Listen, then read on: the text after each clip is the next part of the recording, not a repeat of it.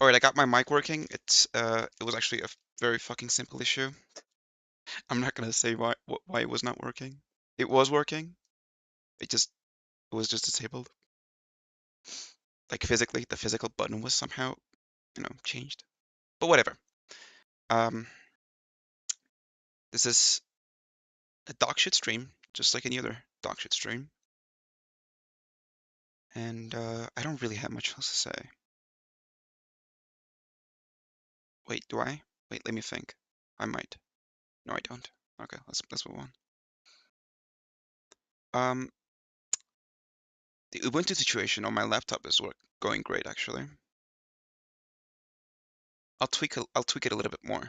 It's fun. Like I like sorry, I like tweaking stuff. I mean digital stuff. But yeah, let's move on. So this is the second monitor. Yep. Okay, so there's a new soy pill video. Can't get laid. Hey, it's me, the soy. All the racism stuff, vandalizing his cars. Look what those liberals did to this Tesla. Disgusting. I already watched to this part, but I'm gonna start from the beginning. So just so you can watch it too. All right. Protesting at all of his companies, and even hating on him for hitting on this woman using forks. What, a guy can't get laid by balancing forks anymore? What more can the woke mob take from us? As someone who liked the guy when I was a dumb kid in high school, who didn't know any better, it's been interesting to watch the complete 180 in political alignment. He now has total support from Republicans, and total ire from the party who once loved his scientific innovations and green energy initiatives. No, Notice I said interesting and not surprising. I already made a video on Elon's stupid left grift because his shift in politics makes total sense given his tendency to align with whatever enriches him and makes him feel loved. LGBT is popular, he's pro that. Thinks he can make more money being a right-wing asshole? Never mind, that's all woke garbage. April 5th, 2025 showed us thousands of protests across the country with over 500,000 people coming out to express their disdain for Elon and his actions in the government. But Elon and the right have been calling out the protesters, saying that they're paid, none of them know why they're really there, and that the vast majority of America still supports him. Bullshit. If he ignores the favorability polls. Well, Elon, and I'm talking to you directly now, I went to one of these Tesla protests, and the people seemed pretty well spoken. They knew exactly why they hated you, so I've compiled some of their reasons just so you can hear it from them. And in case that's not enough, I'll also tell you why I and many others hate you, and yes, as per the title, why you're definitely racist. So right now, Elon's biggest offense is that corrupt people love stealing money and committing fraud. And since he wants to stop that with his Department of Government Efficiency, He is the corrupt person stealing money. Are coming after him and his company. You know who complains the loudest? Like, he's just so repulsive too. The most amount of fake righteous who are stealing and want to continue stealing don't like being called out and will go to severe lengths to avoid losing that money. For example, in 2022, this one guy named Elon Musk lied to the Securities and Exchange Commission about the size and scope of his stake in Twitter stocks so that he could save himself $150 million in underpriced Twitter shares. In the downtime between when he was legally obligated to report his over 5% ownership and when he actually reported it, he was able to buy $500 million worth of shares. And when the SEC called him out, he said, the SEC is just another weaponized institution doing dirty political work. Sounds like corruption to me. Now, could it maybe be possible that people are upset that Elon is defunding programs that people actually care about? Things that materially help them or provide their entire livelihood? Or are all of these protesters fraudsters or paid by the fraudsters? I also am really sick to death of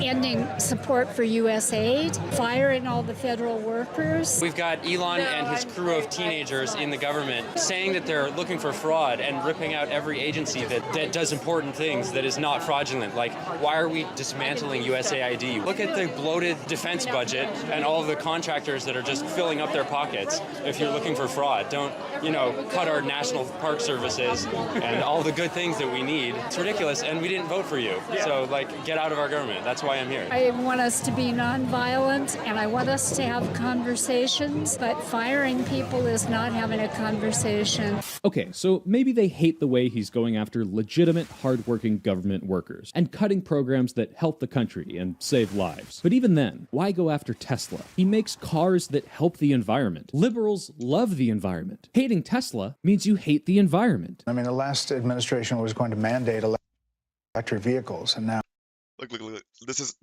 so now. This is like the Big Brother show, the authoritarian fascist propaganda show, the Fox News. you see on And this tool puppet the far who's like asking questions like that, benefit them. left some efforts to go Questions, quote unquote. After Not even questions, just dick sucking. electric vehicles. It's quite something. It's quite something. It is ironic. What are they Ironic. doing this for? What's happening, it seems to me, is Okay, listen.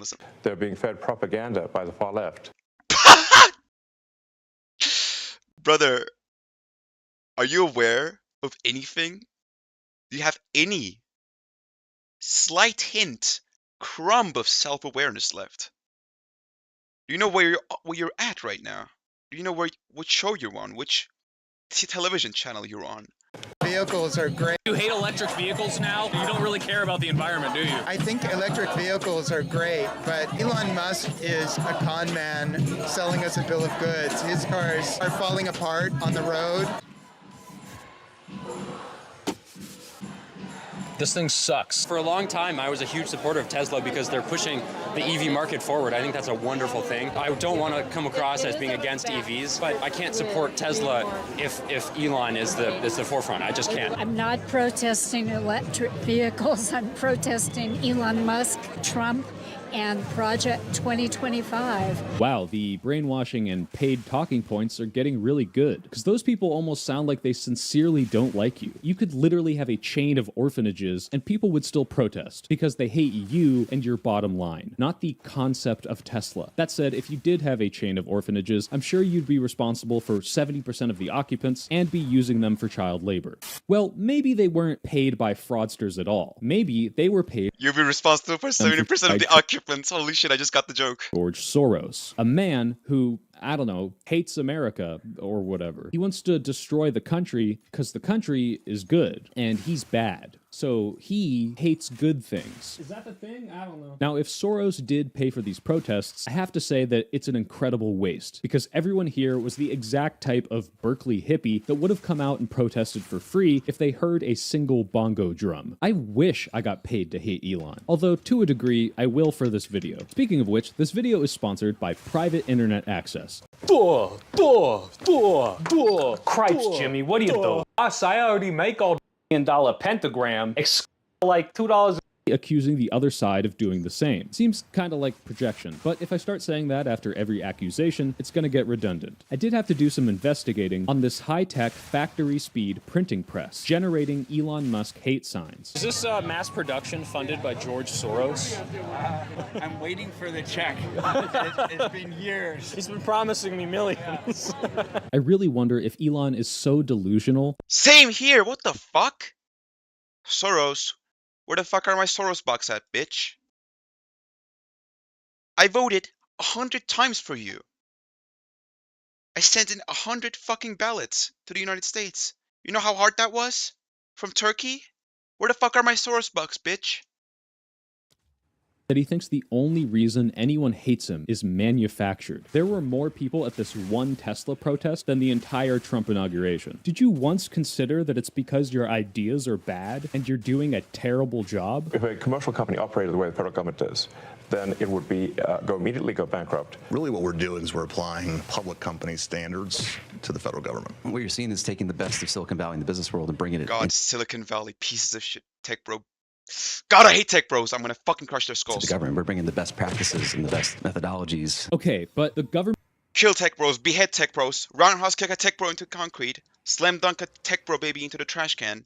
Government is not a company. Its motive should not be to make money. It should be to do everything it can to serve the people Total and maintain tech the bro country. deaf. Sure, we could always improve things, but there's a pretty big difference between finding inefficiencies and cutting entire departments just because you have personal grievances with the mission, you don't understand what it does, or you just need to reduce the budget for the incoming tax cuts. Almost 300,000 people have been fired, and I personally know many who are hard-working former government employees, losing their livelihoods for no other reason than I, Elon Musk, don't give a shit about doing the research and actually figuring out who deserves to be cut. Keep in mind that the original plan was to just arbitrarily axe half of everyone. Say that anybody in the federal bureaucracy who is not elected, if your social security number ends in an odd number, you're out.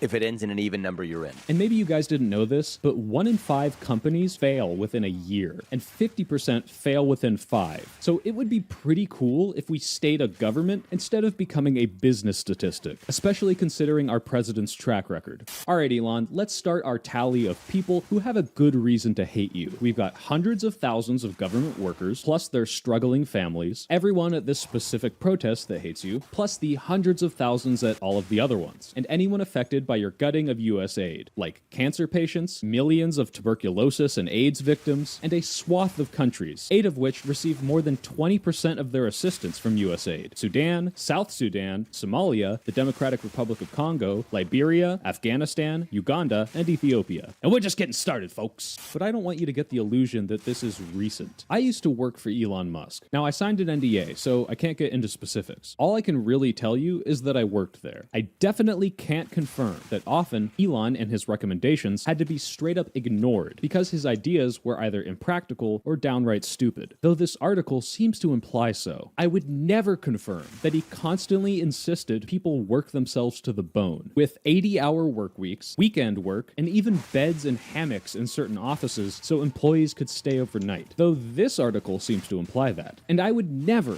ever divulge that he lied to the public about test results so that he could promise that we would be on Mars in 2018 and have manned flights in 2023. We were kind of intentionally a bit fuzzy about this timeline. Because I don't have to break my NDA to tell you that. You can simply click that little calendar symbol on your phone and see that it is in fact 2025. Then, Google, has Elon Musk gotten us to Mars? I can tell you that I got a check in the mail from this class action lawsuit that employees won for getting underpaid and overworked. Elon, if you're still watching for some reason, I want to give you a little compliment before we keep going. I did notice something about this talk you gave while I was at the company. Your public speaking used to be way worse. Full reusability is really the super hard one. It's very difficult to achieve, and so that's why it really makes a lot of sense. It's still bad.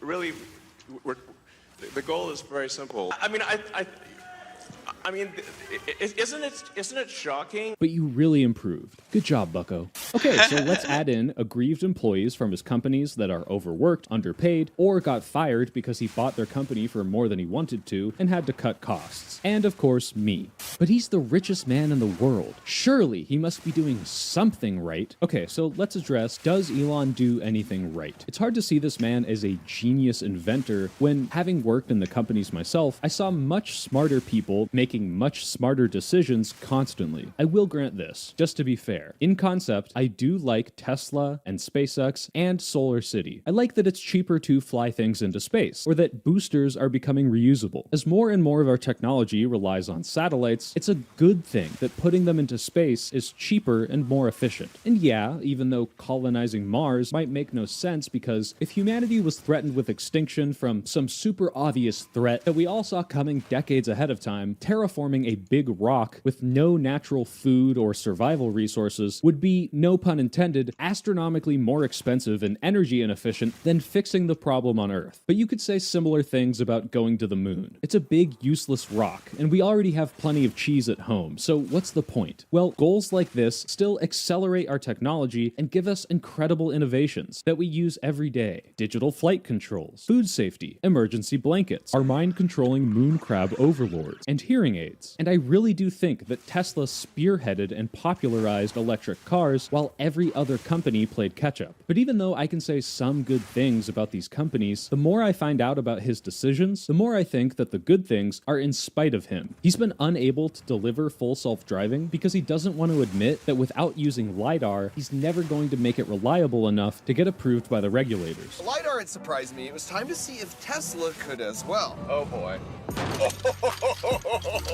Unless, of course, he becomes an incredibly powerful person in government and writes the regulations himself. The Cybertruck seems to be his baby, and it's a glued-together piece of shit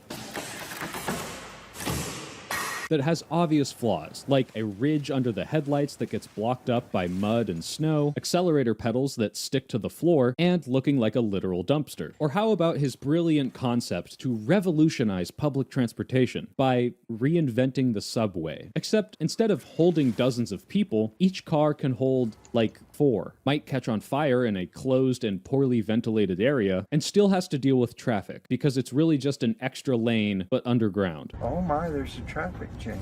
These constant boneheaded failures lead me to his arrogance. So you may think that the arrogance is based on his accomplishments, but many others have become billionaires and aren't nearly so insufferable. So why is he unique? Personally, I blame it on the media hype around him in the early 2010s. They called him the man of tomorrow, the real Tony Stark, Elon Musk, triumph of his will. That's an interesting phrase to use given its history. We'll come back to that. The buzz around Elon Triumph was of that his will.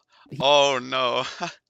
he was The movie. a super The Nazi film. genius that was going to lead humanity into a golden age of technology. And the hype, combined with his ego and army of sycophants, has absolutely gone to his head and made him think that he can be an expert at everything, much like the fictional character Tony Stark. Now, this was always stupid to me, because if you know anything about engineering, you know you'd need a whole team of people just to get the finger in Iron Man's glove to move correctly, and it would take years of testing and development. But somehow, Tony has the man and brain power of tens of thousands of engineers, manufacturers, and system integrators, and can master other topics with almost no overlap that people take their entire lives to learn. When did you become an expert in thermonuclear astrophysics? Last night. It's almost like these are comic book movies with unrealistic depictions of intelligence that you would be stupid to try and emulate, even if you have been in them. Good idea for an electric jet. Pedophile says, what? Get away from me.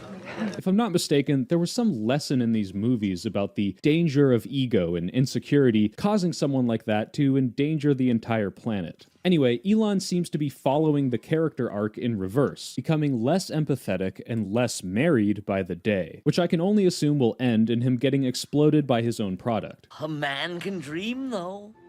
A man can dream. But clearly, he thinks of himself as a super genius. He claims that chess, the game normally associated with meticulous planning and strategy, isn't complicated enough for him. I don't like chess, but I don't claim it's because I'm too smart. It's because no amount of lifting makes me better at it.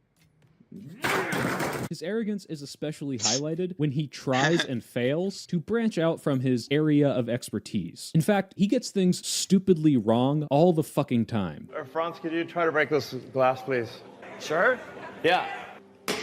Maybe that was a little too hard. Which I'll show you in the section I like to call Elon Musk Gets Things Stupidly Wrong All the Fucking Time. For a man that claims to have programmed at a young age, his programming jokes display a Yeah, he's really fucking bad.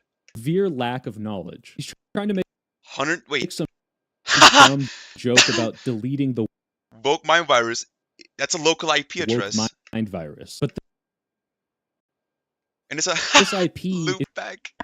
is your local machine. So do you have the woke mind virus? And that's not how you use the RM command. It goes before the thing you're deleting. What the fuck are you talking about? Wait, this guy can't open a Python program. Brother, what? Elon fired people at Twitter based on the number of lines of code they wrote, which, if anything, can be an indication of how inefficient your code is. And of course, there was that time he claimed to know how to fix the Twitter tech stack by rewriting it from scratch. Frankly, if you want to have a really high velocity of features, I think we'll just need to do a total rewrite of the whole thing. Seriously, a total rewrite. That's your prediction for velocity. Yeah. And when someone who knew what they were talking about asked him to clarify, he had a bitch baby meltdown. Well, when you say a total rewrite, do you mean starting with the skeleton, or a bunch of engineers sit down with a whiteboard and say, what is Twitter? I mean, I just mean like literally, like there's like I don't have this retarded speech. Okay, sorry, this dumbass speech impediment. amend the crazy stack that Yeah, I hate him so fucking much. He's so repulsive. exists. You say crazy stack. What do you mean? Like I wouldn't make fun of his stupid ass impediment if he wasn't a fucking piece of shit, worthless fucking retard hack. Like, break it down. Come on, buddy. Come on. Who are you? Who are you?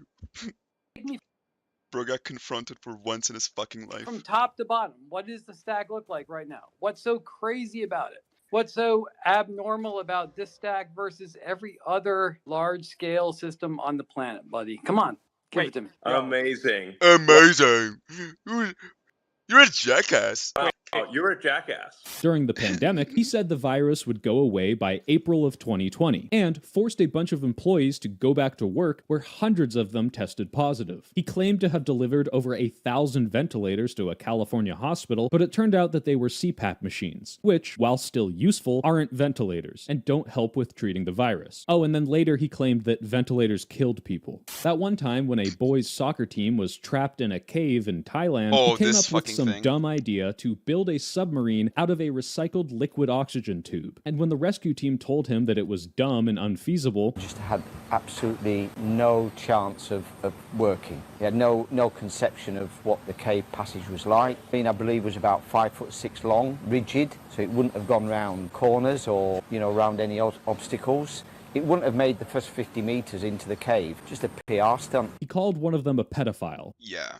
And when he got sued, his projection, perhaps? Defense against defamation was, despite being one of the richest men in the world that millions of people listen to, I'm not sure to the degree I'm influential. And here's just a rapid fire of failed deliverables. Perhaps that's a projection.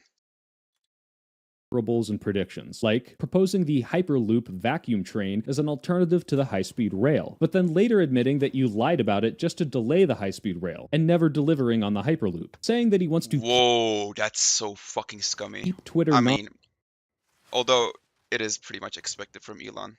He's a scumbag. Like, complete fucking scumbag. Partisan and support free speech, and then using the Twitter front page to promote Donald Trump during the election, and banning a bunch of journalists for reporting about you, promising to save $1 trillion with Doge, and then rolling that back to $150 billion, about as much as we've increased the military budget, predicting prosperity for Argentina, when now they have to get bailed out by the IMF, promising commercial moon trips in 2018, promising coast-to-coast autonomous driving in 2018. Hold on, actually, there's a whole compilation of this one. Tesla car next year will probably be 90% capable of autopilot. Like, so 90% of your miles will be on auto. Probably only a month away from having autonomous driving, at least for highways and for relatively simple roads. Model S and Model X at this point can drive autonomously with greater safety than a person right now. We're still on track for being able to go cross-country from LA to New York by the end of the year, fully autonomous. But next year, for sure, we'll have over 1 million robo-taxis on the road. I'm extremely confident of achieving full autonomy and releasing it to the Tesla customer base next year. All right, so let's add programmers who hate stolen valor, people who have had loved ones die during the pandemic, a cavalcade of Thai citizens and British rescue workers, anyone from California looking for a nice public option to avoid LA traffic, and everyone who believed you when you lied about your deliverables, including, but not limited to, the stockholders who keep Tesla's value at more than the combined value of every other American car company. Yeah, that's just so fucking scummy. Like, I'm not scummy, but like, it's just dumb. Like, you're just betting on nothing at this point. Despite not— Just go gamble. Just go to fucking Las Vegas and gamble your money away. Instead of ruining this fucking ruining whatever that's like left unruined on the stock market. This is just dumb. Just go to fucking Las Vegas. Gamble that money away. You'll be doing the same thing essentially.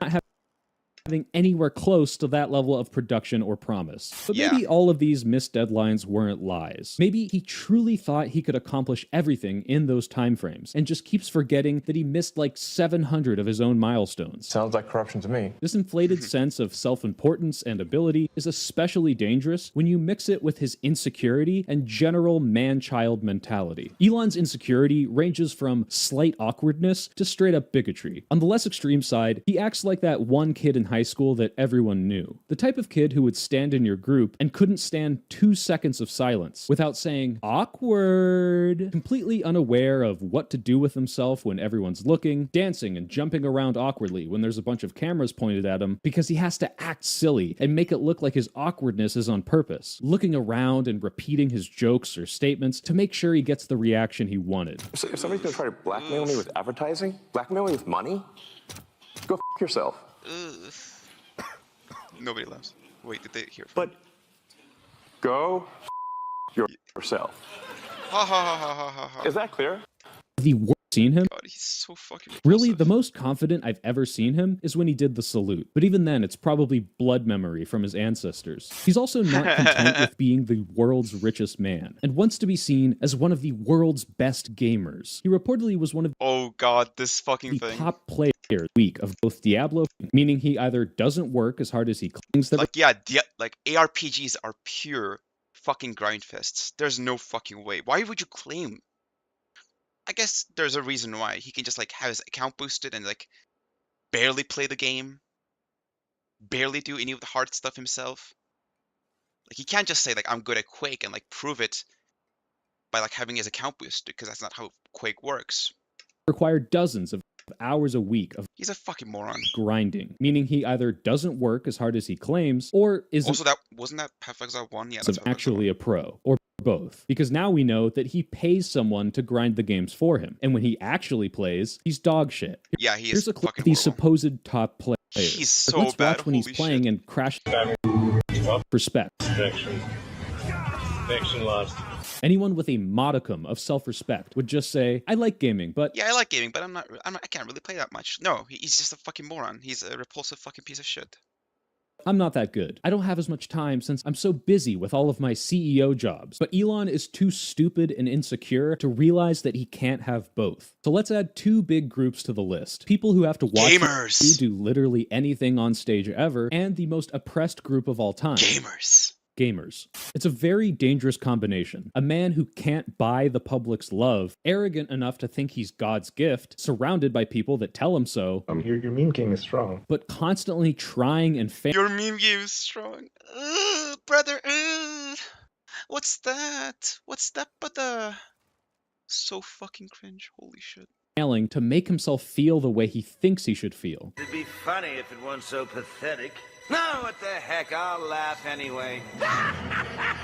Unfortunately, his insecurity gets taken out on real people. Obviously, anything included under the woke umbrella is gonna get Elon's panties in a twist. But it seems like the rejection from his trans daughter has really gotten to him and caused him to lash out at the entire trans community. In 2020, he was slightly more careful, tweeting out, "Pronouns suck," before deleting it. He then said, "I absolutely support trans, but all these pronouns are an aesthetic nightmare." This was around the same time that Vivian was starting to transition. Recently, he tweeted anti-trans propaganda that used faulty data to try to imply that trans people are more violent, even though the graph just says sex offenders, which could just be non-violent prostitution. But that doesn't even matter because the source in the graph is prison data that doesn't even mention transgender people, so it's just made up. He also implied that we should send trans people to asylums. Did I mention that he coincidentally posted this the same day his daughter had a piece in Teen Vogue that spoke out against him? I don't care what your views on trans people are. Yeah, like, you are literally just... You want to send your daughter to an asylum?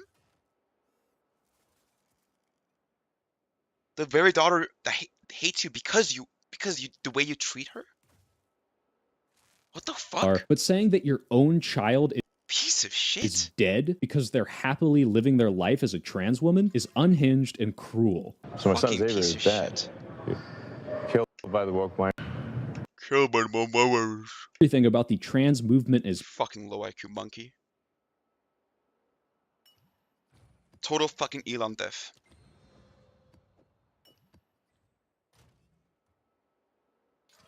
Come on! Not a single 216?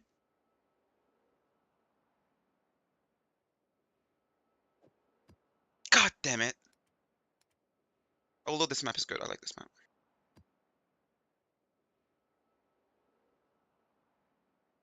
I don't want gold increase, that's just dumb. Oh, god damn it.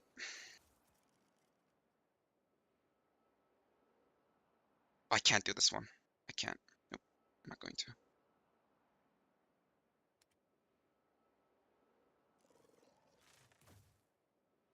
Okay, I'm running out of like good maps to do. I got some T16s though, don't I? Oh, they're all temporal chains. Fuck the temporal chains. I am not going to allocate passives on my fucking passive tree just to do temporal chain maps. That's just dumb.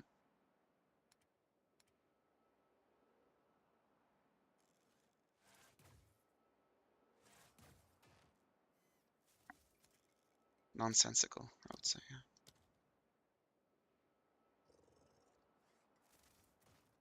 Wait, Doriani should sell some. Oh yeah. Thanks, Dorian. Upgrade it. Then do this. God damn it! Gold? Give me more.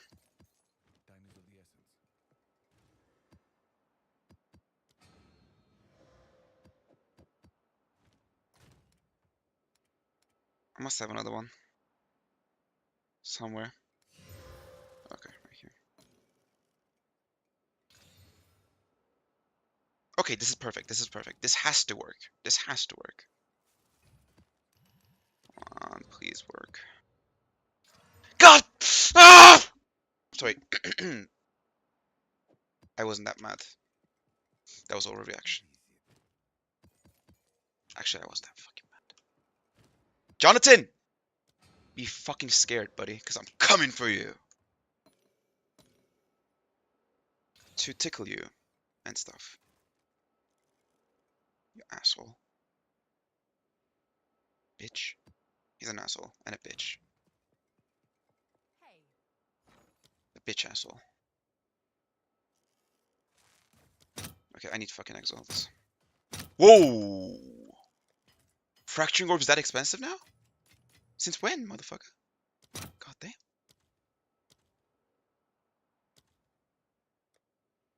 Alright, I'll get some paranoia in thingamies. 20. What? Okay, whatever. Why not, bitch? Come on. Ugh.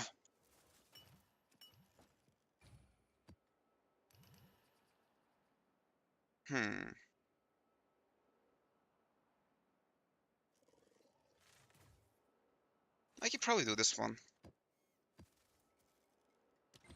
Possibly. Maybe not. Oof, this is dog shit.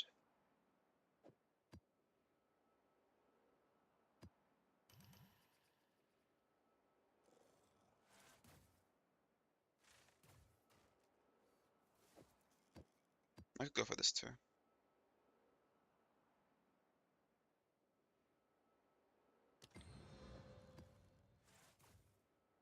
This is gonna be T16. No? Still no T16s?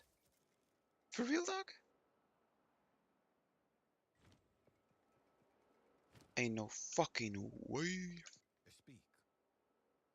And I have no more. Okay, that's awesome. That's perfect. That's great. That's awesome. 1T14. That's it. Yeah, just 1T14. They're old box shit maps too. Thanks. Wait a second. I can do this. Wait a hold on, hold on, hold on, hold on, hold on, hold on. This could work. I can get one more T15 map. You know how? I'll tell you how. Let's wait. No, not that one. This one. There we go. Then get this. And then combine. This is gonna work. Damn it.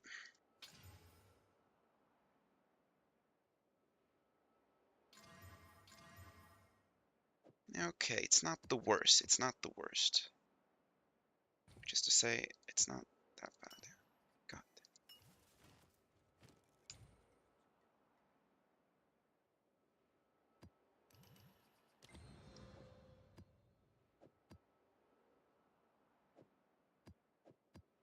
It's not gonna work. Never does. Yeah. Of course. Poop map, poop map.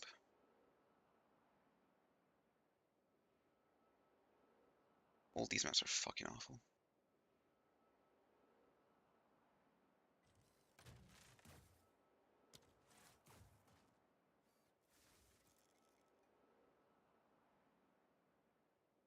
I might be able to do this one, but like, that's just, I don't know, too many bad mods.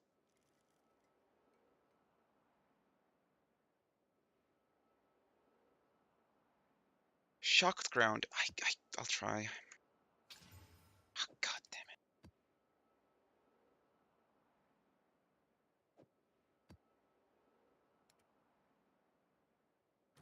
Wait, can I? Oh, no, I can't. Not necessarily.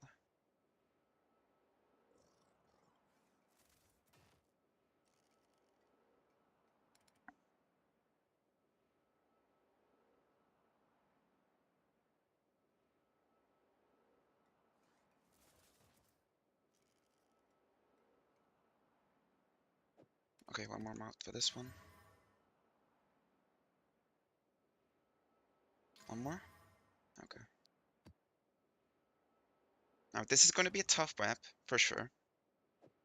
But I might be able to make it work.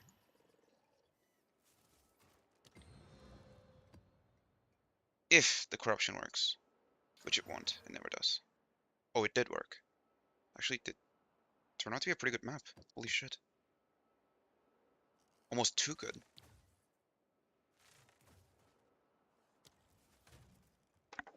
This map is like perfect. What the hell?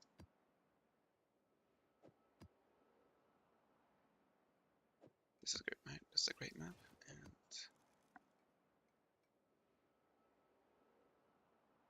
now elemental weakness is, kind of a tough one.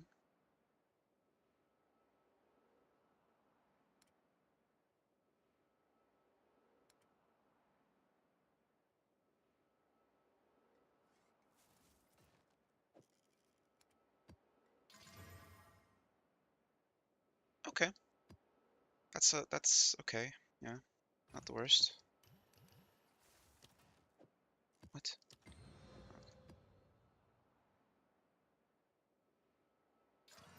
And still not T16. That's just beautiful. Fucking great. The only thing it added was some dog shit difficulty mod. What the fuck?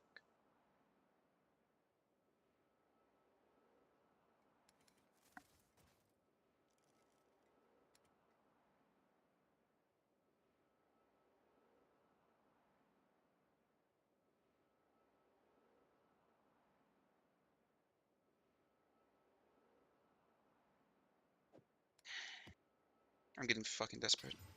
Like really, really desperate.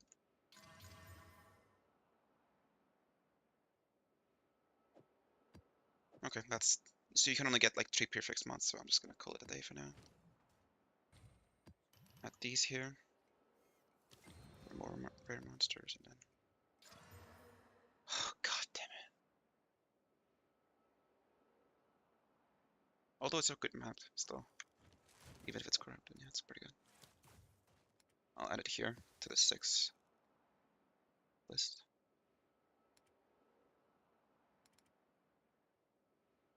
So there are some good. Okay, whatever. At least I got some good maps out of that one. Out of this hunt for T60 maps.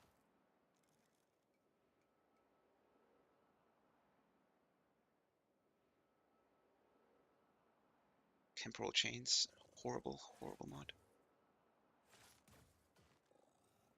Elemental weakness could be doable.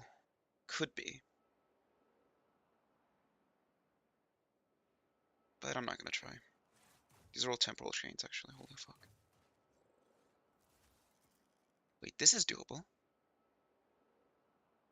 I think. Only mad mod is just shock around. Who cares? Ailment threshold, no big deal.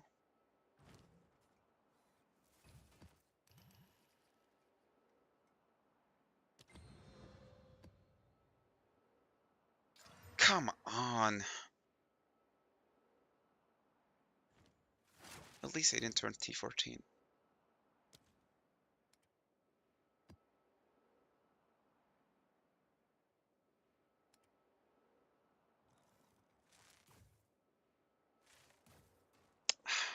I don't know. Shit's getting worse and worse. Okay, this one's doable. Come on, this has to work. Okay, not old rare mobs though. Wait a second. Okay. Actually, no, that's actually a good idea still. Come on, just bite. Hey.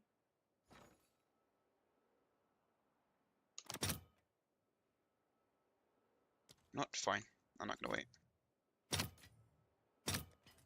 Just give me the fucking paranoid thing.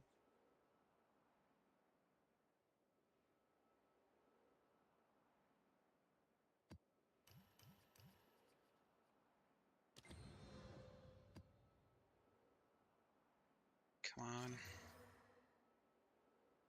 Nope, didn't work.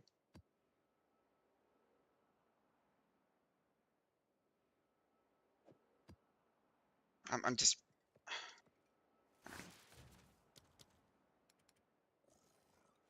This is absolutely fucking pathetic at this point.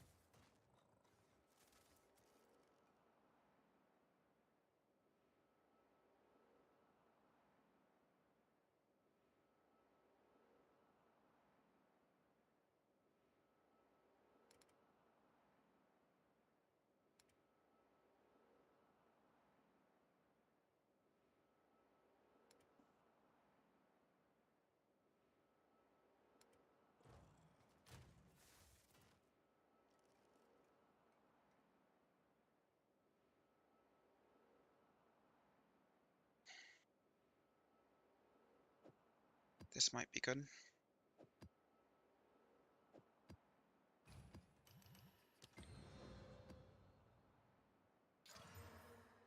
Nope. Okay. Awesome.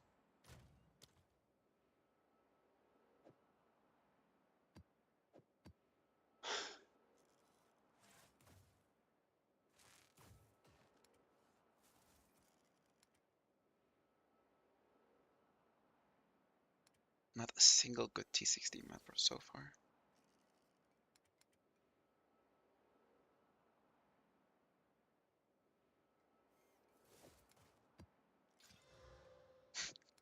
Temporal chains instantly.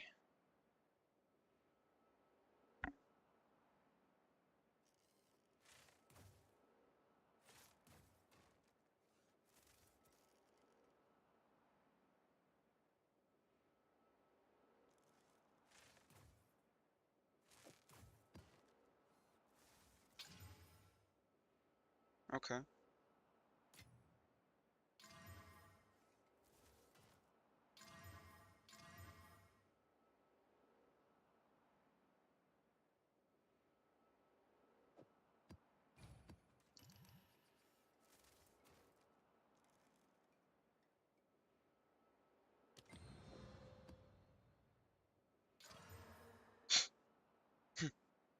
Ha ha ha. Very, very funny game. Thank you. Piece of shit. Jonathan, be fucking afraid, buddy. You have a good reason to.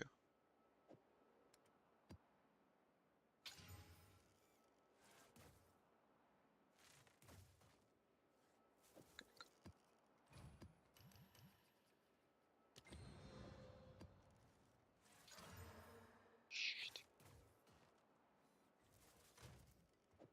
This is just perfect. This is just awesome. This I honestly I'm seeing Jonathan's vision, and it's fucking me in the ass. Fuck you, Jonathan. Idiot.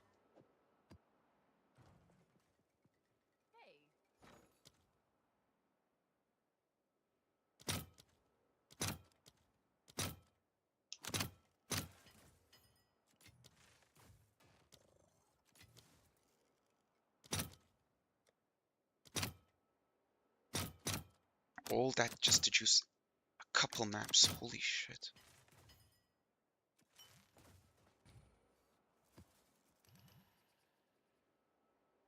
It probably was never worth it, yeah. But then again, I am getting some good maps here and there, still.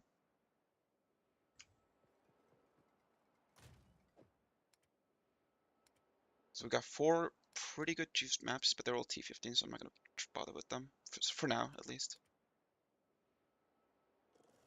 So hunting for a T16. This one's probably good, yeah. Sure, it has like bad... I don't know. Maybe not. Maybe not.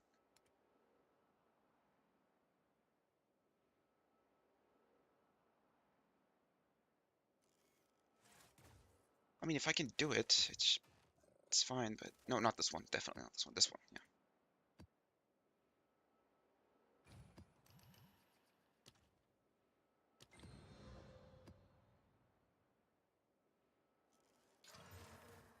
And there is still not a T6, not a single T60. This is like, I don't know how to describe this. I'm just fucking baffled and I'm fucking mad. I don't know what to say. I really don't.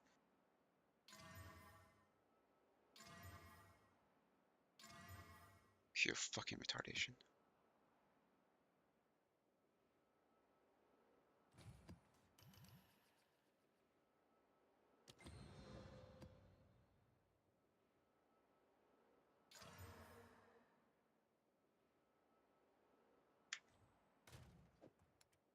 Okay, lost.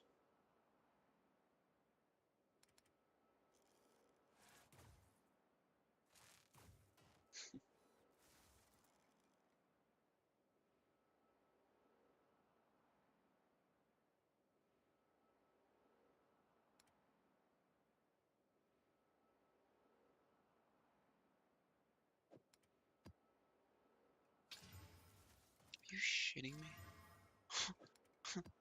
Okay.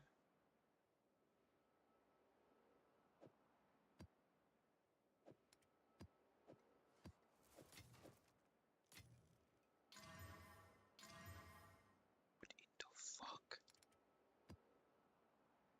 Is Jonathan watching this stream? If so, fuck you, bitch. Stop fucking with me.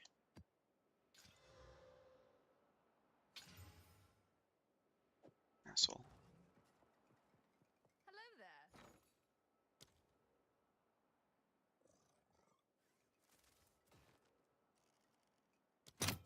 How much does this shit go for right now?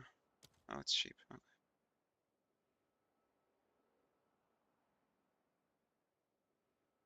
The fuck do I sell?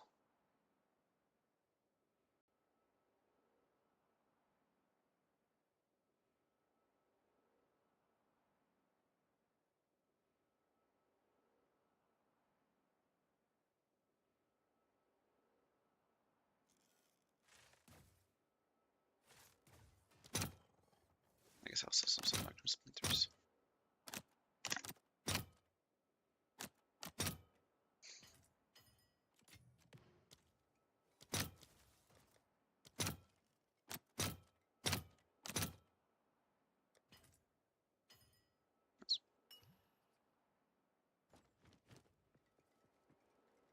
Wait a second.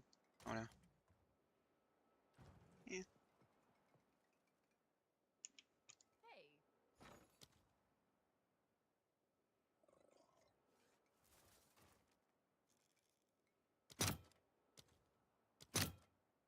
What? Okay, the prices are just fucking unbelievable now.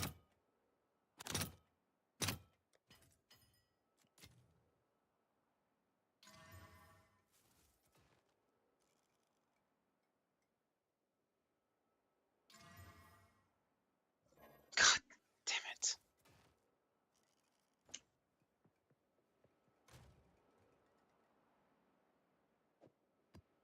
Wait, where's the other 2 exalts? Huh? Where the fuck did I put them?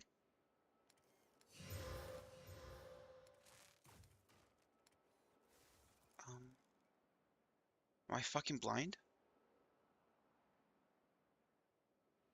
I might be. It said I had 2 exalts. Oh, I don't. Okay. God damn it. Oh, no, no, no. Oh, what the fuck? Almost fucking ruined my build.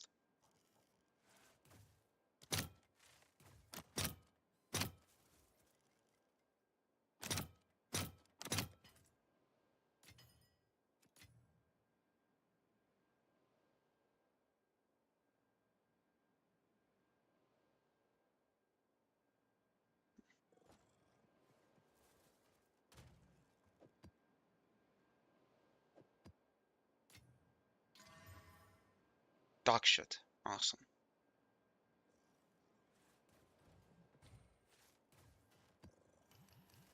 I'll do this one. It's not gonna be T16. Never. Yeah, of course.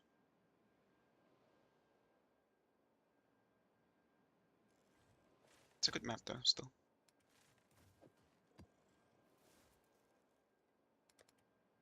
Shit. No, no, no, no. Okay.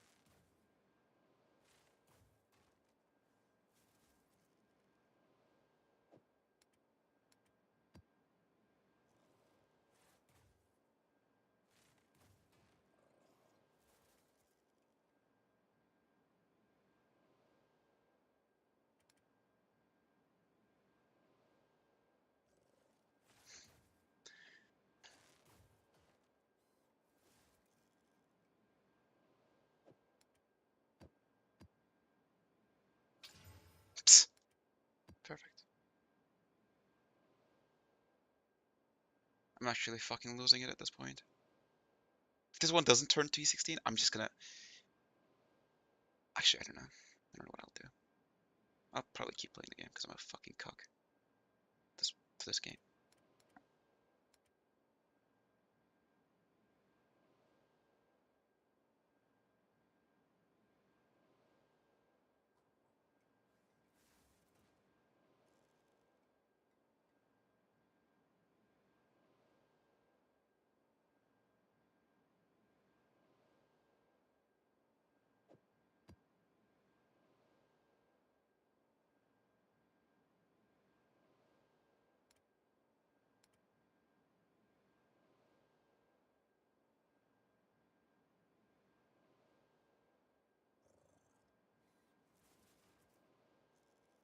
I mean, I guess this is fine.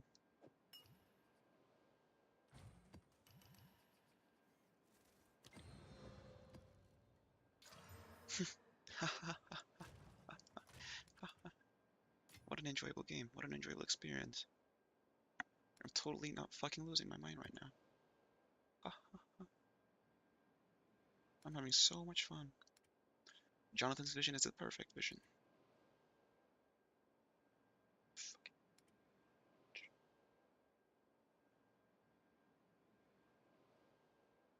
I feel like I need Jonathan's address. And I might need to travel to New Zealand. Just to talk to him, I guess.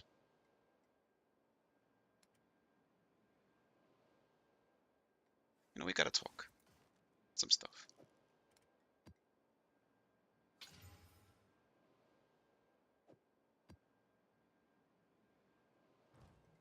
I have no fucking maps left. I mean, not the maps. I have a ton of maps, but like, no exalts. God damn it.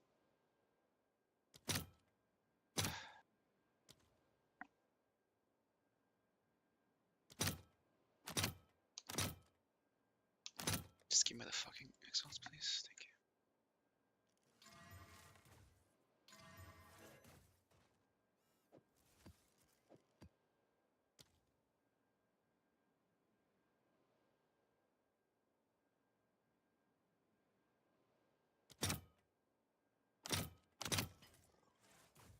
What? Okay, whatever.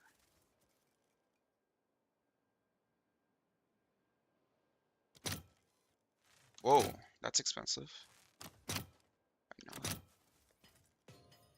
Cool.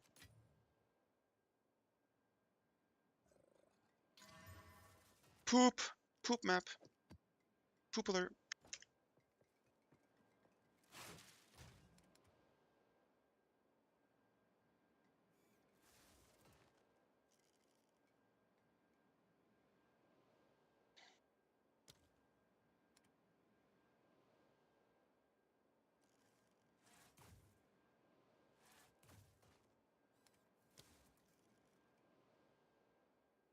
Can you, like, hold on a second. Maybe I'm missing something. Maybe I'm missing something. Maybe I am.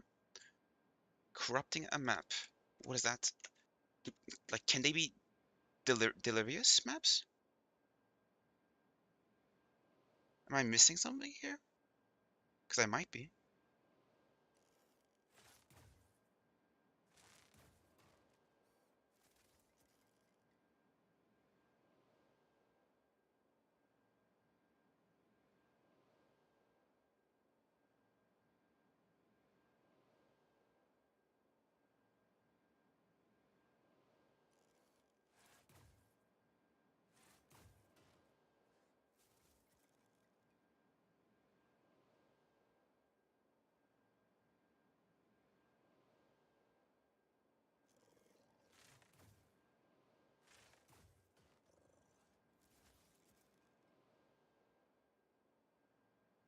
Okay, I'll do this one.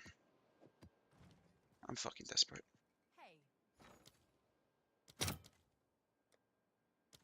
I need a bit more paranoia.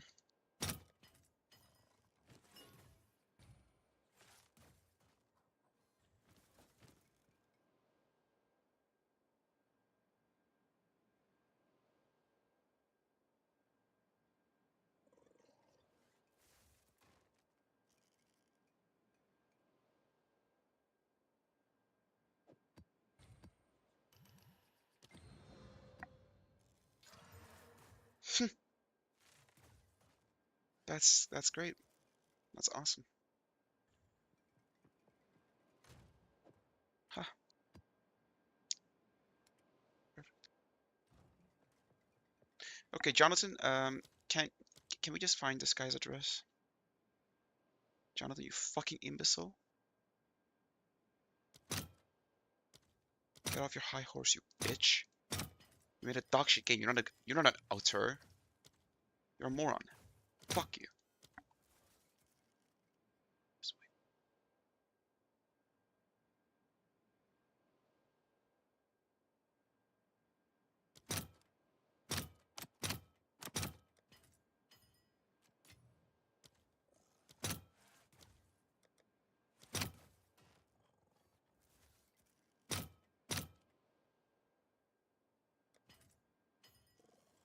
Yeah, I got scammed from that. Okay.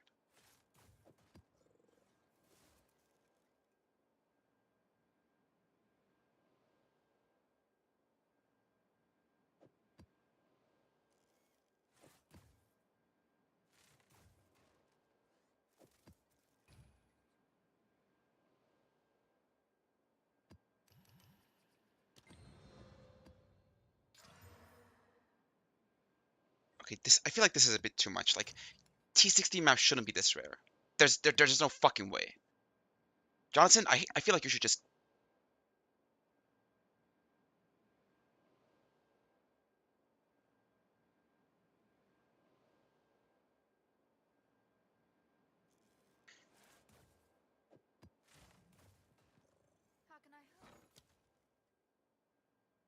Come clean about your incompetence. Exactly. Yeah, that's what I meant to say. You're an incompetent game developer, game designer, whatever.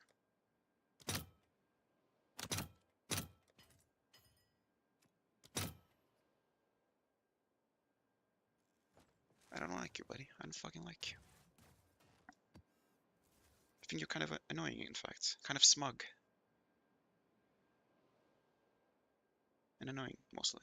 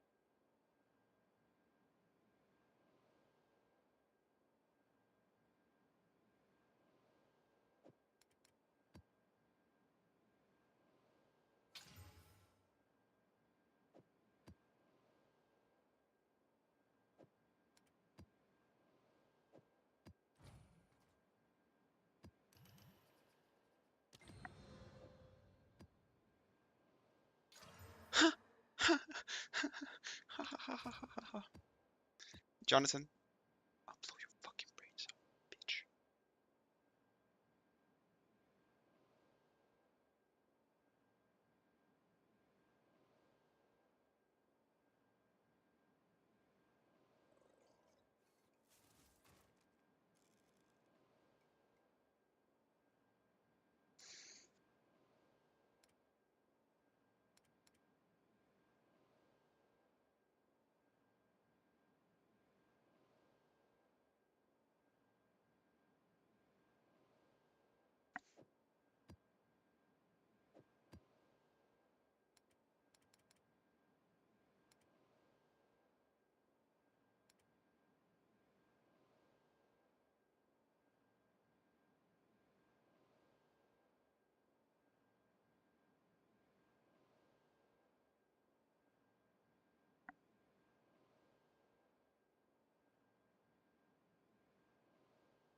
I'll do this one.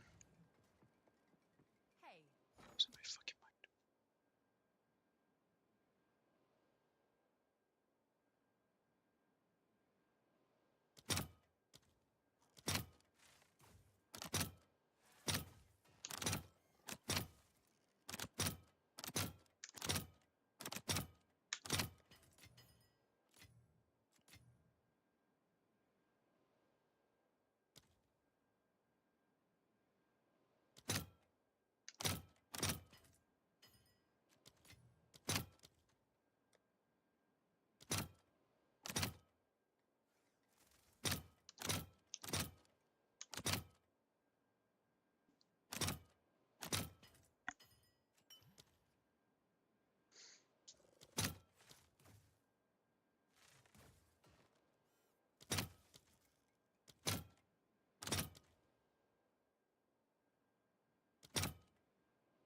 Wait, what?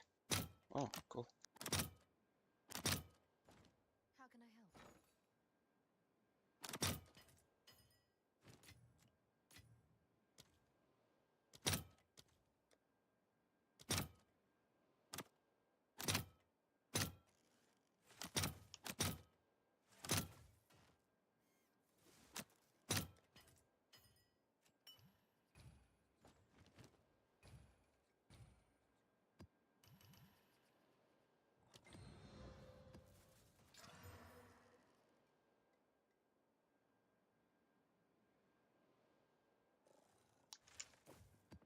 You know what? I give up. Okay. You won. The game won. I give up. This is just not worth it. Just one last try though. Maybe I should take my own advice and just go to Las Vegas instead of playing this fucking game. God damn it.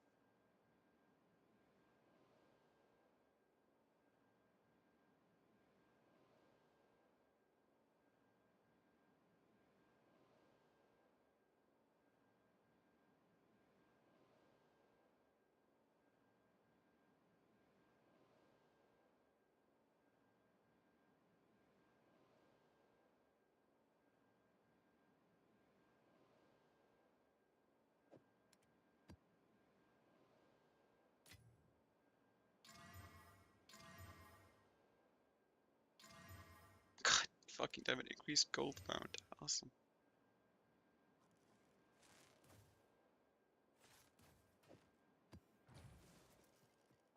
How can I help?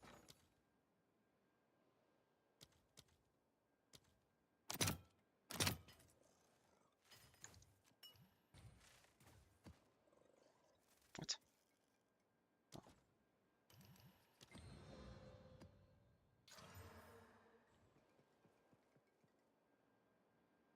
Okay, this is another good map, I guess.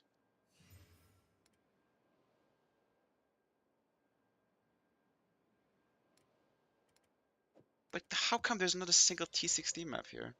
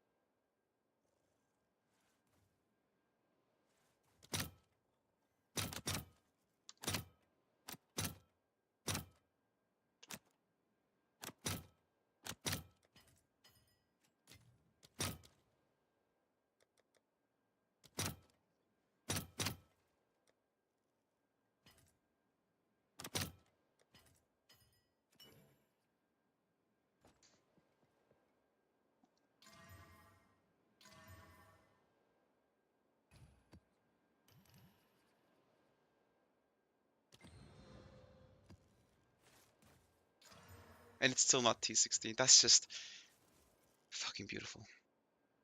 At least it's a good map, though, I think. Oh no, temporal chains. Never mind, it's not a good map.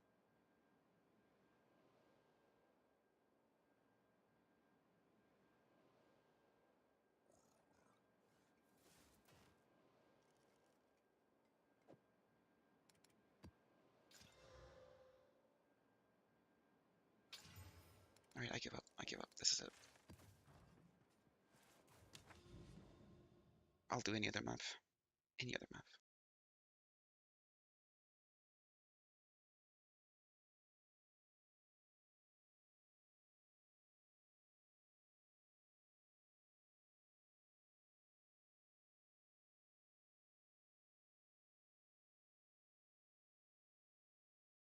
I'll do this one.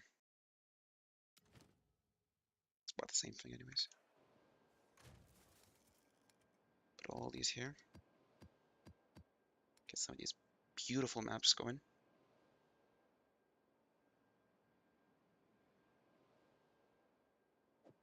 This one, for example.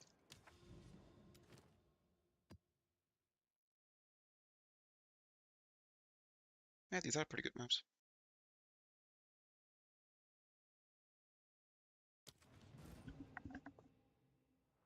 Bad, instead of trying to pay for therapists, reaching out to talk, or do anything with a slight amount of dignity and discretion, your best move was to publicly shame your own child in front of millions of people who you know is part of a demographic with a higher risk of self-harm. So yeah, we can of course add most of the LGBT movement, especially the trans community. And just to be clear, I don't think that Elon's rightward shift is solely due to Vivian, but Elon clearly has a particular grievance with that community because they welcomed his daughter with open arms, while he continues to treat her like some failed experiment. Thankfully, she's taking it well and clowning on him for being a fraud and a man-child. Speaking of, Elon Musk is a man-child. Whether that's because he was born rich and never socialized like a normal human, or because in the past 20-odd years, no one around him questions him. For one, he has a god-awful sense of humor. Like, so genuinely bad, I'm convinced that anyone who thinks he's funny is sucking up to him. Now, there are countless examples of this terrible humor that I could bring up, like when he posed in this Santa outfit and called himself Ozempic Santa. Like Cocaine Bear, but Santa and Ozempic.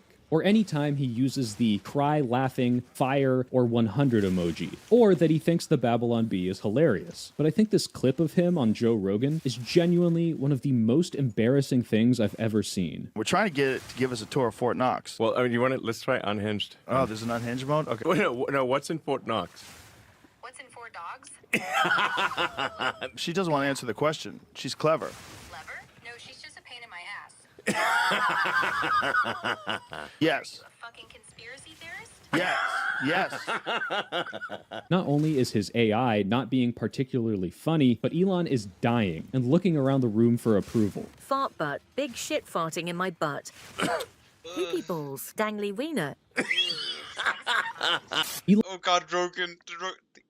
The expression Elon Rogan has. really wants to make X a thing. And I don't mean the new Twitter. I mean literally the letter X. He has this weird obsession with it and thinks he's going to make it the coolest letter of all time. It reeks of the early 2000s fad of putting X on everything to make it seem cool and appeal to kids. X Games, Extreme, XNXX.com, Xbox, XXX, State of the Union. In 1999, he founded X.com, a money transfer service. But when merging with Confinity, which used the much more appropriately named PayPal to transfer money, they threw out X because, you know, it's stupid. Decades later, Elon got his revenge and threw out the brand recognition of a multi-billion-dollar company to fuel his vanity project, renaming Twitter to X and getting rid of tweet and retweets for posts and reposts. Wow, that's great. That sounds great. While I was writing this, I totally forgot about the X in SpaceX, only because it's maybe the only example that doesn't totally suck. I'm surprised when he bought Tesla, he didn't rename it to Tesla or something. He even named his kids X and Exa, although Exa now goes by Y. I guess that's one way to rebel against your dad. Small tangent, speaking of family, people like to say he's using his son as a human shield because he takes him everywhere after the attempt on Trump. And for a while, I thought this was overblown, but now we have leaked messages where he says that he's the number 2 target after Trump and is actively worrying about it. So yeah, it is ghoulish and evil to think there might genuinely be an attempt on your life and then bringing your child everywhere in public and holding him as close to your vitals as possible. And not to backseat politics here, but come on, if you're gonna do that, you have like a dozen kids, much of them taller and wider, with a larger surface area for absorbing bullets. They could even form a protective penguin huddle around you.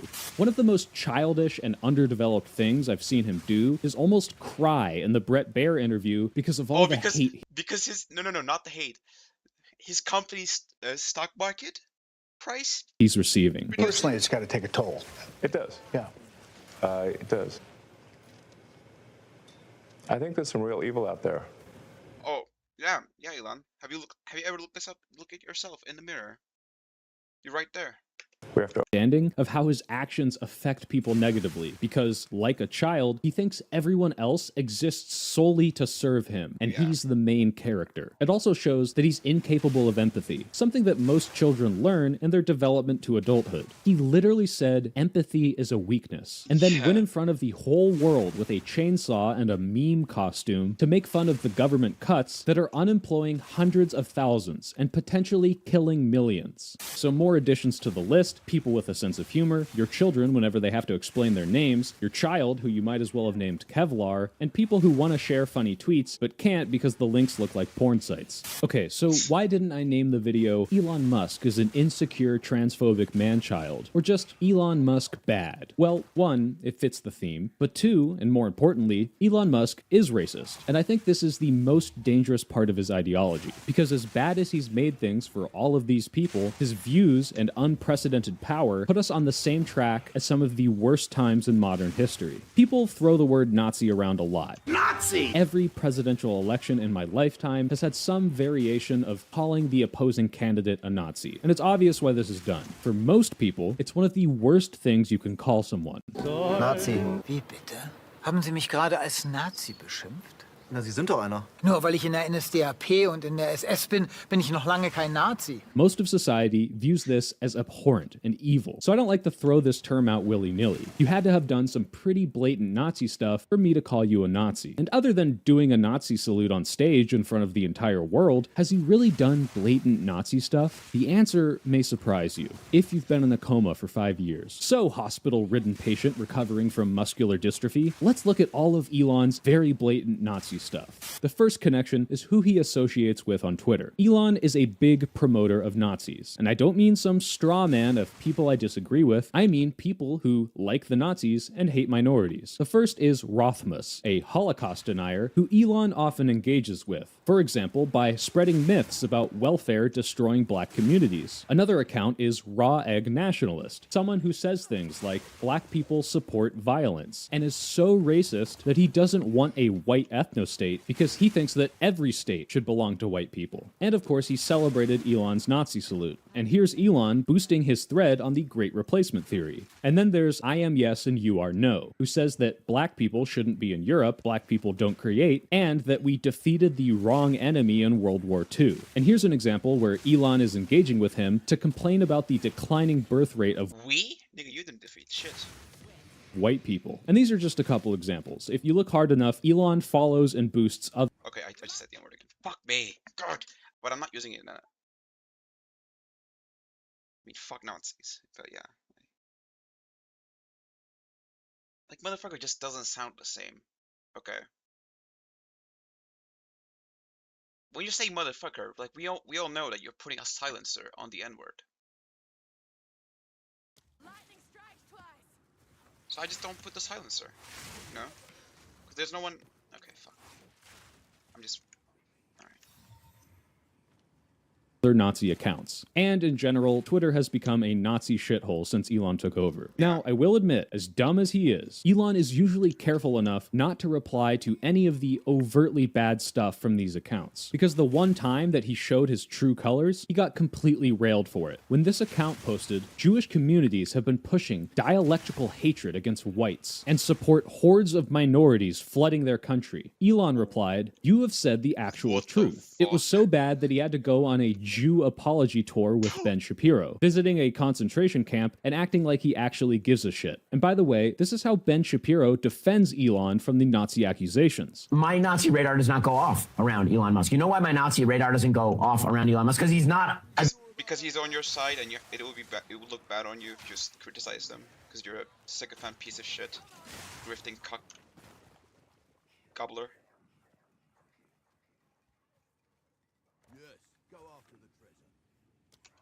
That's why probably. That's why. Ben. Fuck. I was gonna call him Elon.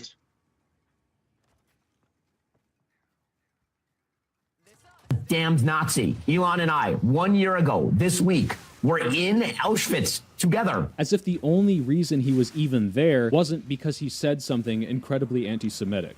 But that's just social media, you say. Maybe super genius Elon Musk didn't know that these Nazis were Nazis. Which leads me to the AfD. Much more damning is his all-in support for the AfD in the recent German elections. If you want a deeper dive into this, I highly recommend this video by Bestie Marx, which you can find in the description. Let's go over some highlights. Overtly Nazi parties are banned in Germany. So of course, the AfD can't explicitly be a Nazi party, but it's not for a lack of trying. They're a far-right, anti-immigration party that's been gaining ground since around the migration crisis in the mid-2010s. In 2023, AfD members met with far-right extremists in Potsdam, including neo-Nazi Martin Sellner. They discussed plans for mass deportations for foreigners and non-assimilated Germans, should the AfD be elected to govern. Alice Weidel, a gay woman in an interracial relationship, is co-chairwoman of the party, and Weidel, a gay woman, This shit's so fucking funny. than trans-conservative Blair White. Weidel refused to celebrate the day that Germany was liberated from the Nazis, and instead referred to it as the anniversary of Germany's defeat. Björn Höcke, leader of the AfD party in the German state of Thüringen, has frequently invoked the Nazi phrase "Alles für Deutschland,"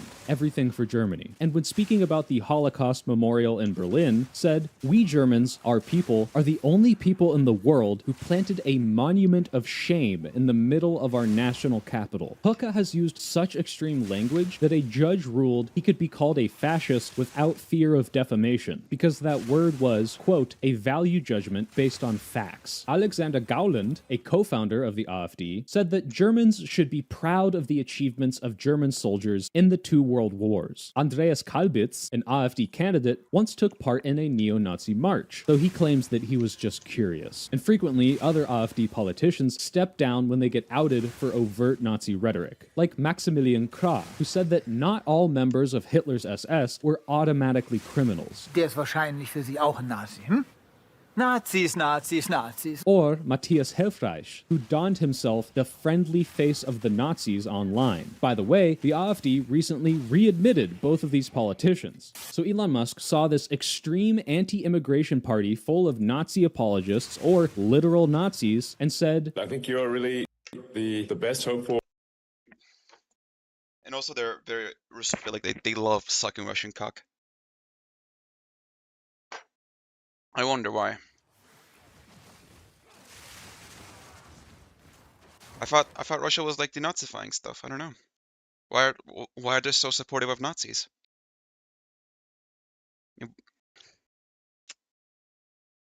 Could they be lying about the denazifying stuff? Interesting. Looking into it. Germany. And when referencing the Nazi era, Could they be Nazis themselves? I think there's like frankly too much of a focus on past guilt, and we need although Russia is just a demonic country, like they're kind of they're just demonic. I wouldn't really attribute much. I really like attribute like global ideologies to them. move beyond that. Again, we saw just, that like, pure Elon is evil. a huge idiot, so maybe he didn't know about Which, all the Nazis are also pure evil.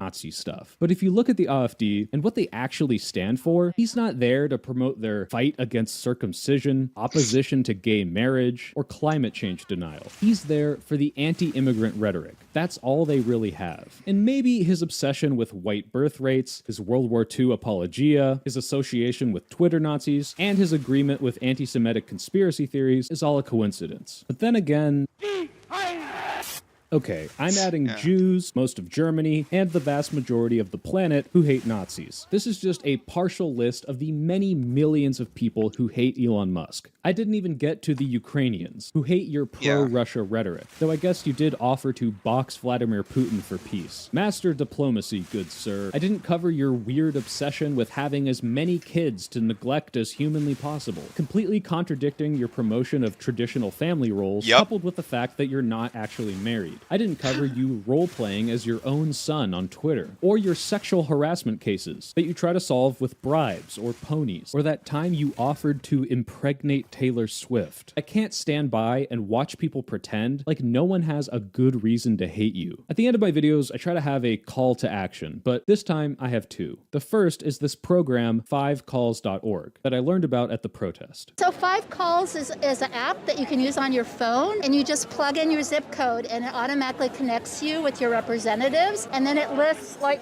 current issues like save our social security, or we want SNAP to continue. It gives you a short, easy script and you just call. It's like really easy to do. It doesn't cost any money, it's totally free. No, it's totally free. What you're saying is you won't sponsor me right now. The other and more important call to action is to not stop bullying Elon Musk. This is really getting to him. He almost cried in that interview. Tesla profits are down 71%, and I wanted to cry for one last time. While the guillotine just approaches us at its fucking full speed.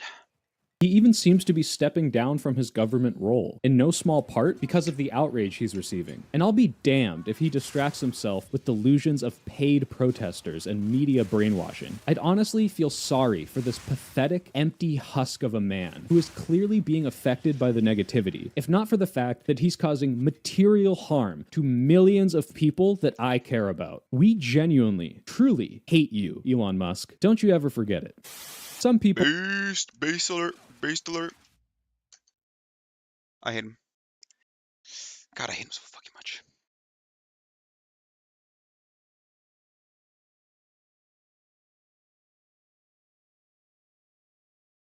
Christians don't necessarily love Trump. Although it is, they have like a slight majority, but I don't think like most of those people are like genuine fucking Christians. They're just like brainwashed cultists. And there's also the evangelists, right? Evangelists are just like fucking freaks. They're maniacs. They're lunatics. They're not Christians, I would say. But I don't know. I'm not like a Christian gatekeeper. I'm not even Christian, so. In January. But they feel pretty heretical to me. if I like if I was like to if I were to like think like a Christian, I guess. Trump issued an executive order supporting the expansion of the cryptocurrency industry and promoting U.S. leadership in digital assets.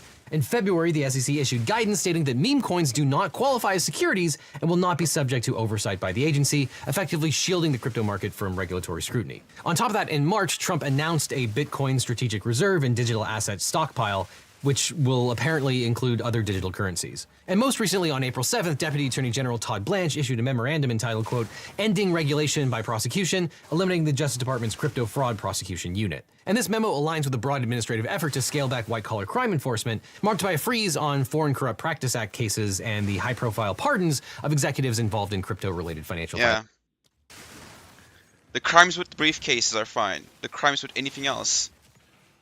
If you steal a pack of fucking... if you steal a pack of M&Ms, we'll deport you to fucking El Salvador. But if you steal billions from people, you're fine, you're good, you're cool. We'll give you a cabinet position, in fact.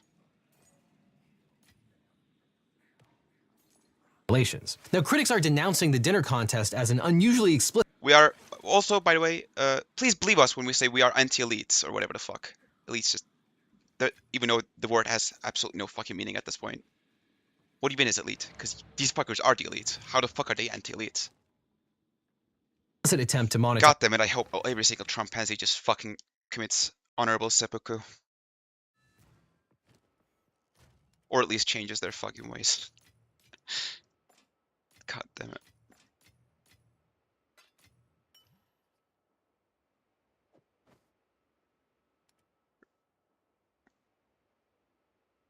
This glove is actually pretty nice. But it doesn't have an ES leech, so fuck it, I don't care.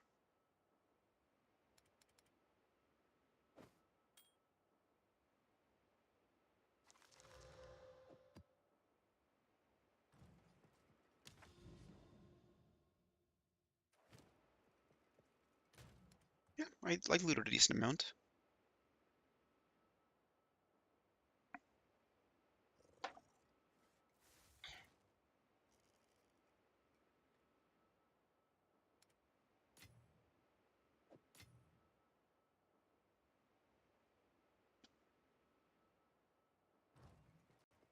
Got some of these. I'll sell one, I think. The Grand Project. It seems pretty good. Could be useful for people.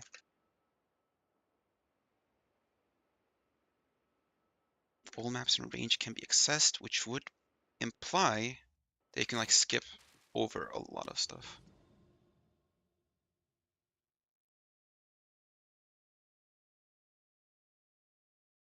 I don't see any citadels though. Oh, that's not a citadel, moron.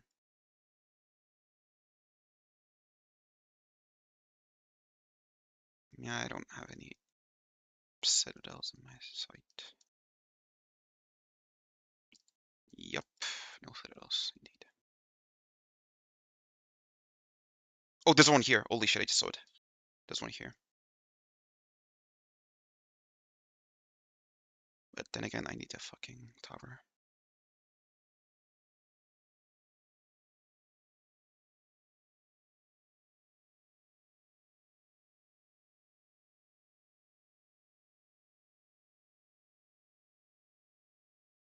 I used all of these towers.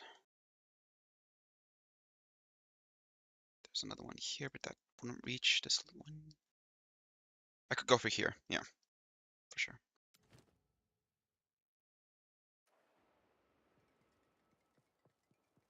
I'm gonna take a short break to fix my back. You should take breaks too. Otherwise you'll turn into a fucking shrimp. Which you don't want to turn into a shrimp. You know, don't turn into a shrimp.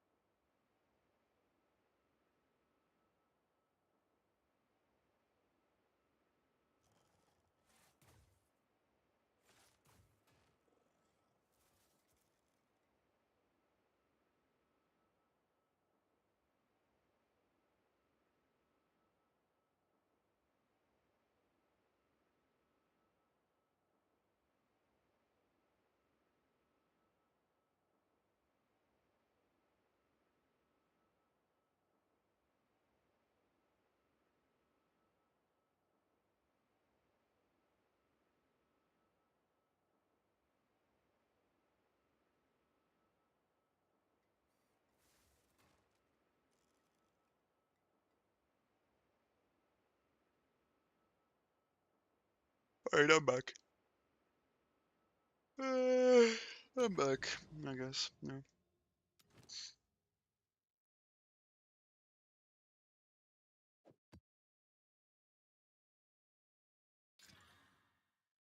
Oh, that's cool.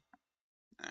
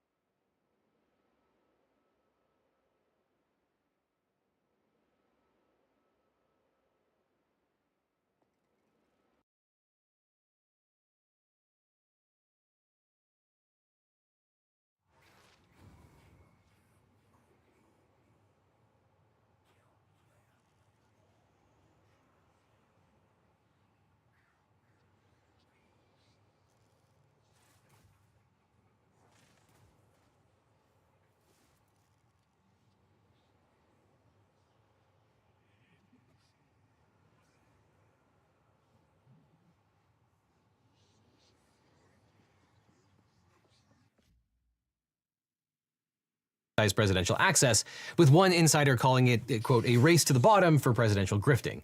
A spokesperson for the nonpartisan ethics watchdog group Crew called the dinner invitation, quote, as unethical as you can get, essentially selling off access to the president and the White House. And the ethics director at the Campaign Legal Center has characterized the dinner contest as, quote, an unprecedented ethics breach. Of course, in the past, people have bemoaned selling off access or the appearance of selling off access in return for donations to campaigns. But this is one step further. This is direct patronage of a business owned by President Trump. And Trump's offer of exclusive access to top investors in the Trump coin prompted Senators Adam Schiff and Elizabeth Warren to demand an immediate probe to determine whether President Trump's actions violated federal ethics rules. In an April 25th letter to the U.S. Office of Government Ethics, the senators wrote, quote, this latest action raises grave ethics and legal concerns, including the severe risk that President Trump and other officials may be engaging in pay-to-play corruption by selling presidential access to individuals or entities, to include foreign nationals and corporate actors with vested interests in federal action, while personally enriching the president and his family. The letter explains that the offer of presidential access in this manner may implicate federal bribery statutes and the emoluments clauses of the U.S. Constitution. Quote, it also raises the troubling prospect that foreign actors are using the meme coin as a vector to buy influence with President Trump and his associates without needing to disclose their identities publicly. Finally, the senators emphasized that, quote, the American people deserve the unwavering assurance that access to the presidency is not being offered for sale to the highest bidder in exchange for the president's own financial gain. And while the Office of Government Ethics can issue recommendations, it has no authority to prosecute ethical conflicts involving a sitting president. And with the White House and both chambers of Congress under Republican control, and with a new ethics director appointed by Trump himself, the Warren-Schiff letter is likely to be the political equivalent of screaming into the abyss, which I highly recommend right now. Now, if you're not the president of the United States and you try to bribe a federal official, you're probably going to want a good lawyer. But if you want a great lawyer, let my law firm, the Eagle Team, help. If you've gotten in a car crash, suffered a data breach, especially if you got one of those data breach letters saying your information might have been leaked, or dealing with a workers' comp or social security issue, we can represent you or help find you the right attorney. And by the way, we don't get paid unless you do, so there's nothing up front. So just click on the link in the description or call the phone number on screen for a free consultation with my team. Because you don't just need a legal team, you need the Eagle Team. So, this is embarrassing, it's undignified, it's unpresidential, but is it illegal? Well, the answer is a resounding it depends. Critics of the crypto dinner contest have pointed out that investor purchases of the Trump coin to secure a private audience with the president could violate the Constitution's emolument clauses. Senators Warren and Schiff directly referenced this possibility in their recent letter, urging a probe into the ethical minefield of the crypto dinner. And the emoluments clause is basically the Constitution's anti-corruption provision designed to safeguard the president's independence and protect against others trying to influence their decision-making through the giving of emoluments, benefits, advantage, or profit.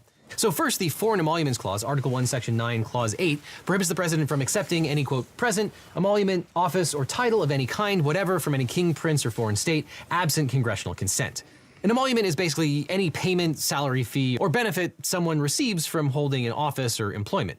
So basically, under this clause, the president can't accept anything of value from a foreign government without congressional approval. The Domestic Emoluments Clause, Article 2, Section 1, Clause 7, provides that, quote, the president shall receive for his service a compensation which shall neither be increased nor diminished during the period for which he shall have been elected, nor shall he receive any other emolument from the United States. This means that Congress can't tinker with the president's salary in an attempt to influence him, and the president can't receive benefits other than his compensation from federal or state governments, with or without congressional consent. Now, taken together, these clauses were designed to ensure that the president's decisions were free from domestic and foreign influence, and that he doesn't put his own personal interests ahead of the nation. But it is open for debate whether a violation of one of the emoluments clauses is a crime or just an impeachable offense. But it's hard to argue that the May 22nd crypto dinner is anything other than a potential emoluments clause violation just served up on a silver platter. You can basically draw a straight line between the increase in the value of the crypto coin and the value of the businesses, some of which are directly owned by the president. And as explained in the letter sent by Senators Warren and Schiff, one leading Trump investor with a stake exceeding $13 million is registered with a crypto exchange founded in China. Several other heavy investors have reportedly received funds from Binance, a crypto exchange that does not allow U.S. customers. And if any of these foreign investors are government agents, you'd likely have a violation of the Foreign Emoluments Clause. And as explained by American Democracy Minute, quote, it's not the price of the coin that should worry Americans, but the corporations, special interests, or foreign governments could exploit the crypto dinner offer as an opportunity to channel money to the notoriously transactional Trump in exchange for access and favors. Now, the speculative nature of crypto coins probably shouldn't have much bearing on whether their purchase could be considered emoluments clause violations, as Trump's bottom line has already benefited through the trading fees alone. But Trump's attorneys would probably rely on the speculative nature of meme coins to argue that they are a legal gray area, giving him carte blanche to disregard the emoluments clause prohibitions. And on top of that, I'm sure that Trump's legal team would also likely stick to their previous position that the term emoluments is narrow and does not apply to, quote, private business transactions untethered to the president's official duties, such as the payment of ordinary fees for a hotel room or a market fee for services or other business interests. Now, those arguments were made in the context of a Trump-owned hotel in Washington, D.C. during Trump's first administration. And that makes more sense in the context of a real going concern like a hotel, though it's definitely not a dead winner, and there are certainly some real ethical problems with Trump owning that hotel during his first presidency. But in this case, there are some facts that make it potentially much worse. Number one, the meme coin was launched just days before Trump took office. Number two, it has no real value in and of itself, unlike a going concern like a hotel. And number three, the things that people are buying are not the ability to stay in a hotel room offered by a hotel, but rather seemingly direct access to the president. On top of that, Trump may also feel emboldened by the fact that those with power to restrain him under the traditional system of checks and balances doesn't seem to be standing in his way. And in fact, the president is controlling the Department of Justice. And unfortunately, the Supreme Court didn't really clarify anything during the emoluments clause cases during Trump's first term. You might recall that multiple lawsuits allege that he violated the emoluments clauses by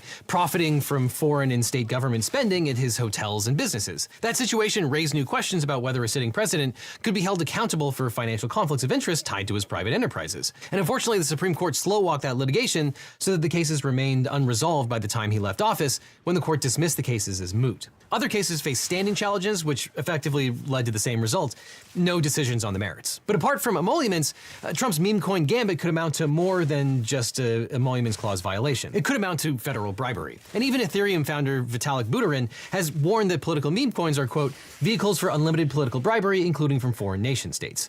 Under 18 U.S.C. 201, a public official commits bribery where he or she, quote, directly or indirectly corruptly demands, seeks, receives, accepts, or agrees to receive or accept anything of value personally or for any other person or entity in return for A, being influenced in the performance of any official act. Now, there's an open question whether this law applies to the president. Some people maintain that generally applicable laws apply to the president. Some say that the laws do not apply to the president unless specifically called out. And there's also the question of whether the president is an official that applies under this law.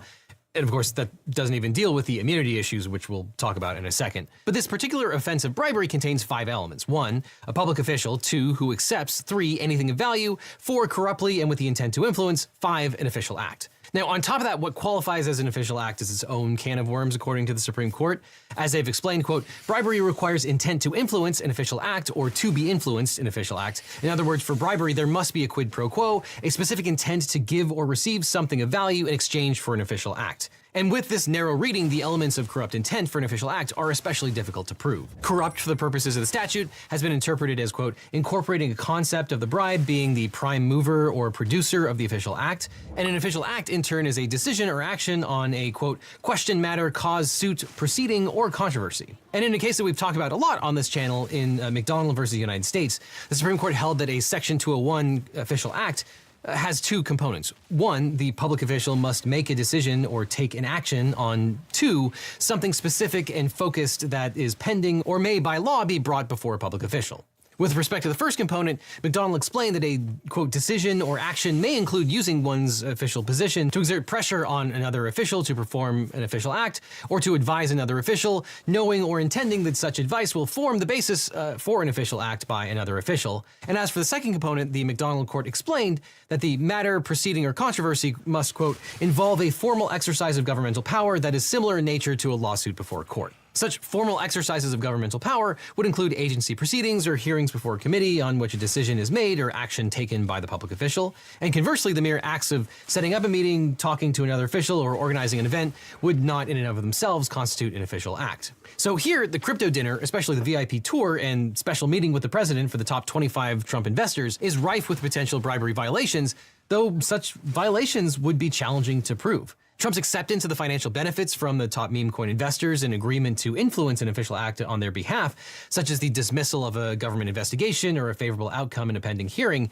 would certainly qualify as an unlawful quid pro quo in violation of the statute, but it would be much harder to prove under the Supreme Court's rubric that just meeting with these top investors as a prize qualifies as an official act of the president. The argument would be that anyone can meet with anyone that they want, regardless of whether they're president or not, and thus it wouldn't qualify as an official act of the president qua president. But Section 201 also prohibits the lesser offense of giving and accepting gratuities, and the statute's anti-gratuities provision prohibits a public official from directly or indirectly receiving or accepting anything of value personally, quote, for or because of any official act performed or to be performed by such official or person. The difference between bribery and the acceptance of gratuities is one of intent. Unlike the provision prohibiting bribery, the anti-gratuities provision does not require proof of intent. It merely prohibits the acceptance of anything of value for or because of an official act.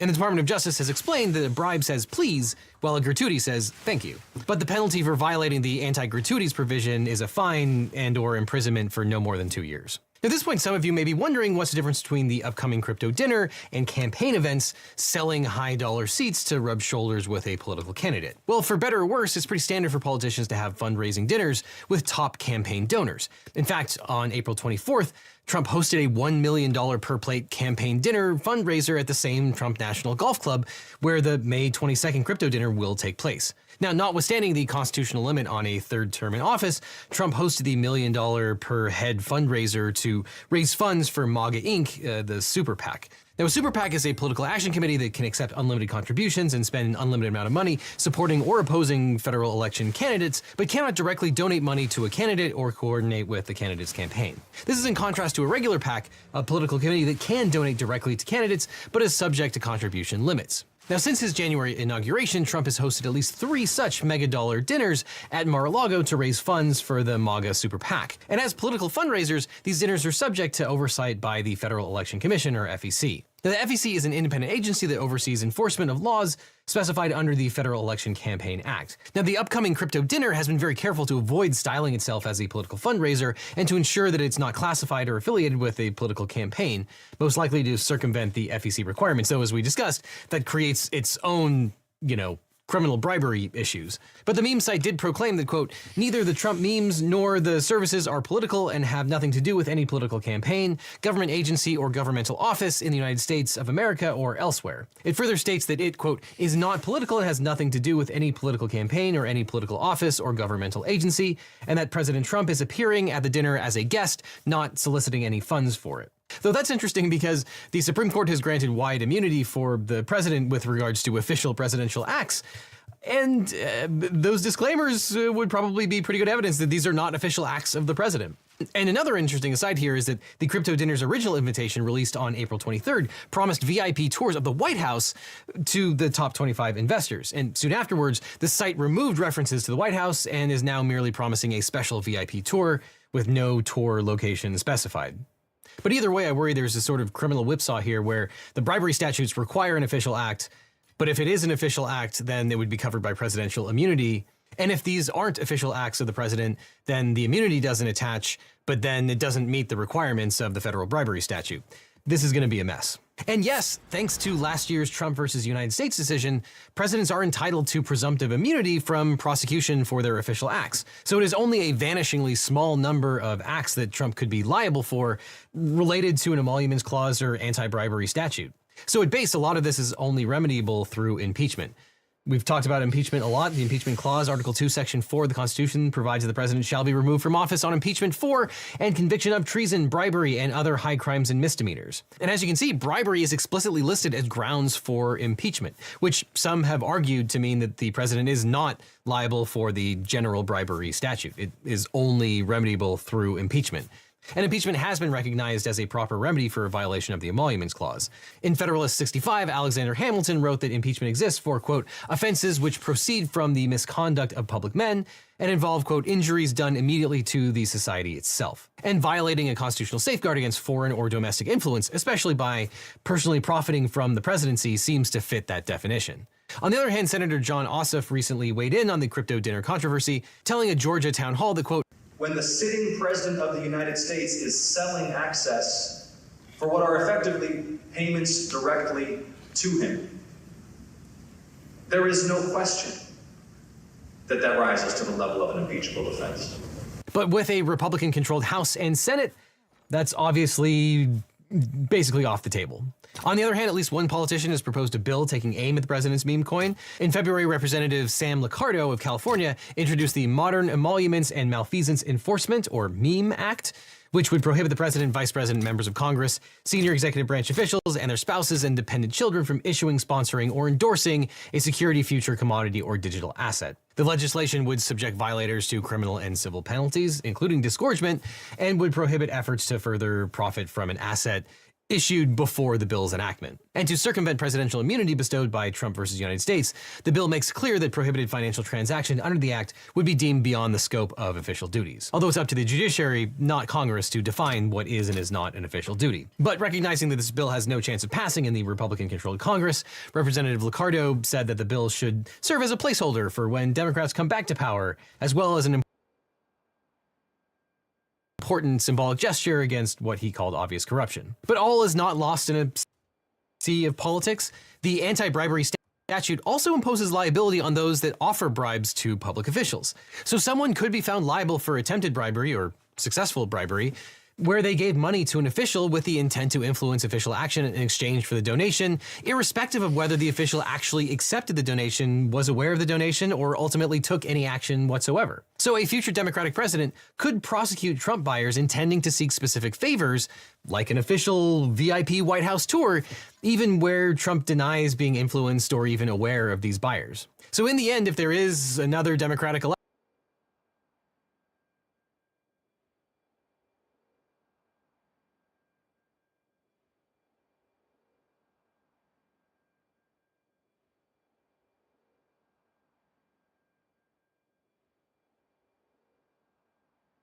Sorry, my mic was my mic on?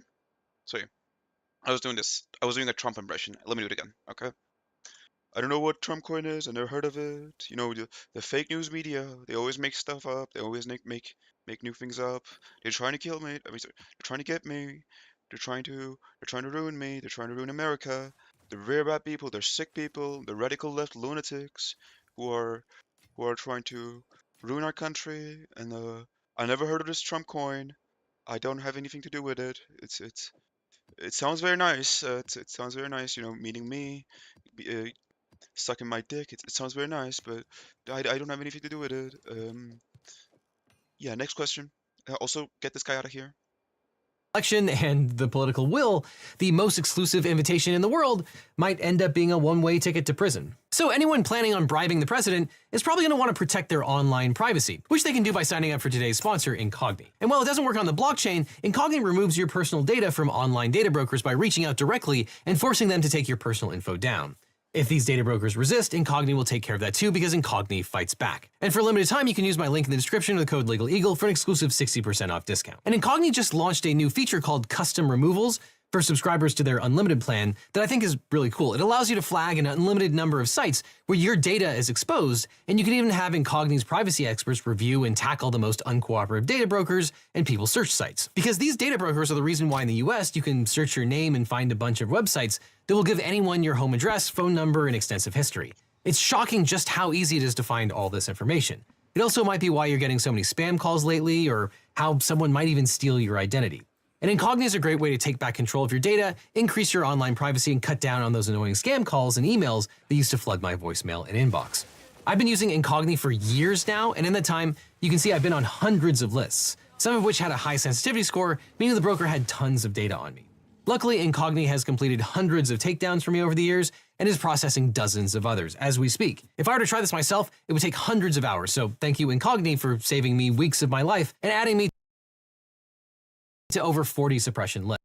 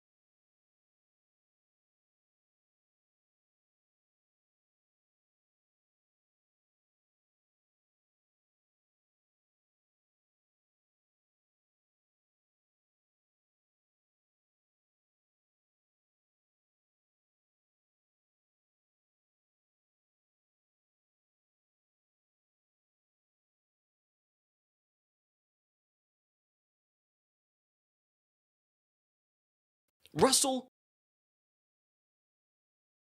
Okay, new infuriating video to watch. I'll be even more infuriated now.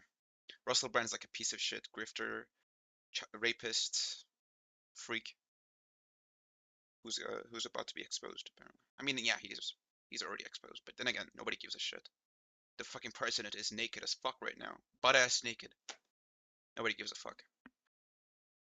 Brand. The answer to the question, look, I know we all dropped the ball with Jimmy Savile, but can you honestly name one other person we might have missed? You might recognize him from that Big Brother show, or the movie with the guy. Maybe you recognize him as the guy that dresses like a DMT messiah sent from Tucker Carlson's Wet Dreams to tell us the truth about vaccines. Despite starting his career looking a bit like a Team Vince Noir that's been fucked against an electric fence, he's done bloody well to carve out a space for himself as another right-wing podcast-owning centrist in the American political discourse. Today, we're going to take a look at the life and times of Russell Brand and find out how he went from crack-addicted video jockey to Christ-addicted knob jockey. Yes, I'm proud of that line, like and subscribe. Russell was born in Essex in 1975. His mum and dad split up when he was a baby, so he lived with his mum, who was diagnosed with several types of cancer throughout his teens. He also noted in his 2007 memoir that his relationship with his dad was a bit fucking weird, to be honest. He said that they weren't in regular contact and that he took young Russell to see prostitutes in Thailand and generally was the one to introduce him to porn from a young age. Truth be told, there's a lot to get to in this video, so I'm skimming over this. So is he like a real life version of fucking Dennis Reynolds from It's Always Sunny? A bit, but his dad really does seem like an irresponsible piece of shit human being. I mean, even Dennis is a better person than fucking Russell Brand. From showing his kid porn to failing to report Russell's alleged sexual assault at the hands of one of his friends, it's safe to say that I'd rather have been parented by Joseph Fritzl than this slaphead Cenobite-looking old cunt. Despite a bit of a rough go of it, Russell ended up getting accepted into the Italia Conti Academy, a sort of fancy drama school in Woking. While he was there, he found fulfillment on the... Woke? Oh my god, is Russell Brand woke? stage, starring in Bugsy Malone and meeting soon-to-be celebrities. The only downside being that he was suffering from bulimia, was addicted to drugs, and had been accused multiple times by multiple people over the last couple of years of sexually assaulting them while at the school. Trust me, we will come back to that later. He was eventually kicked out after a year of drug abuse and low attendance, which, you know, fair enough. In the year 2000, Russell scored a pretty sweet gig as a VJ with MTV. For the people that aren't old enough, I mean cool enough to know what a VJ is, that's a video jockey. A bit like a DJ, but for video is not important. It was his job to go around to nightclubs and gigs and capture footage and shit, which really is quite a handy gig if you're a drug-addicted, egomaniacal, narcissistic sex pest. He was eventually fired for coming into work the day after 9/11 dressed as Bin Laden, and also bringing his drug dealer into the studio. Again, fair enough. In 2004, he hit the big leagues when he started hosting Big Brother's Big Mouth. If you aren't familiar with Big Brother, it was a show in which you would watch people doing literally nothing at all while being locked in a Spy Kids looking ass 2002 ass Austin Powers ass looking house. Then Russell and his C-list celebrity mates would talk about it as if anybody actually gave a shit about anything they watched at all. Awful. Fucking awful. But the notoriety he gained for being a ruddy, outrageous British sex symbol was a huge element of what launched his career in the media. He starred in the 2007 comedy St. Trinians, in which he played a lovable, roguish and sexy British lad. In 2008, he broke out into the mainstream, starring in Forgetting Sarah Marshall, where he played a roguish and sexy British lad. Let's not forget 2010's Get Him to the Greek, where he played a roguish and sexy, but you get the point. The fact is, he established himself as an actor with a range somewhere between The Rock and Gal Gadot. The point I'm trying to make is that, despite being a bit of a cunt, Russell was working his way into the nation's heart for being the bad boy of daytime TV, exclusively watched by alcoholic and sexually frustrated women in their mid-40s on Sky Plus. You might be thinking, but geez, hasn't he been fired from pretty much everything he's ever done? How does he keep getting work? Which is a fair enough question, the answer to which is that being fired in the TV world is basically like having a PhD. He performed stand-up comedy for our wonderful blood overlords Liz and Phil, R.I.P., had his own radio show, podcasts, stand-up specials, you name it, he butchered it. Now, if you're in the UK, when you hear the name Russell Brand, you probably remember these early 2000s with him being just a bit of a cheeky chappy, a rapscallion, a mischief maker, an insufferable prick, if you will. His progression into the world of politics, however, was something that would happen over years of marches, protests, and parliamentary testimonies about his experience with drug addiction and rehabilitation. See, Russell has always been a bit of a revolutionary. If you're decrepit enough to remember the Occupy protests, Russell was one of the celebrities that supported the movement.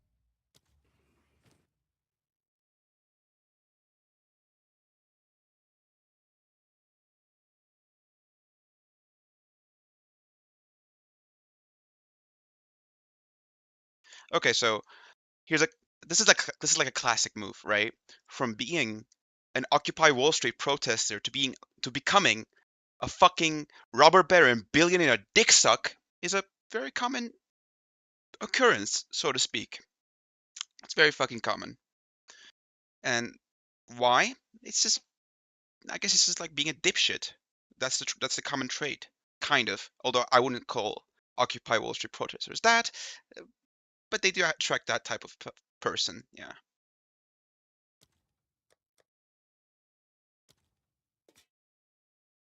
And did a lot to raise public awareness. It's easy to see why, too. He's engaging, charming, and says fancy long words that make me feel clever when I listen to him. He raised awareness for the cause. His ego was stroked by the cameras pointing in his direction, and the journalists got a headline. Everyone's a winner.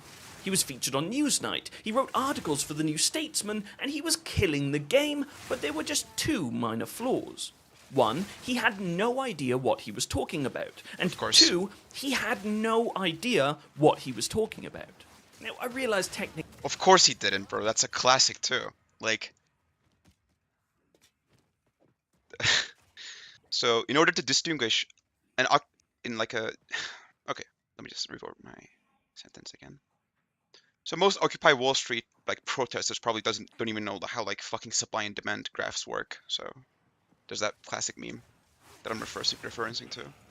God, can't spell shit. I mean, not pronounce. God, why do I keep saying spell instead of pronounce? God damn it. Okay. I'm gonna stop. I'm gonna stop. I'm gonna take a break. I'm gonna calm down, and I'll be making better commentaries after this. Technically speaking, that's only one flaw, but I think it was such a big one that it was worth mentioning twice. Let me give you an example. He appeared on Newsnight to have a bit of a chat with... That's not to say like Occupy Wall Street was bad or anything. It's just these people are fucking morons, kind of. Evan Davis about his political beliefs and stuff. At one point, while he was doing his usual capitalism is evil thing, Evan brought up a graph that showed the changes in real terms wages over time.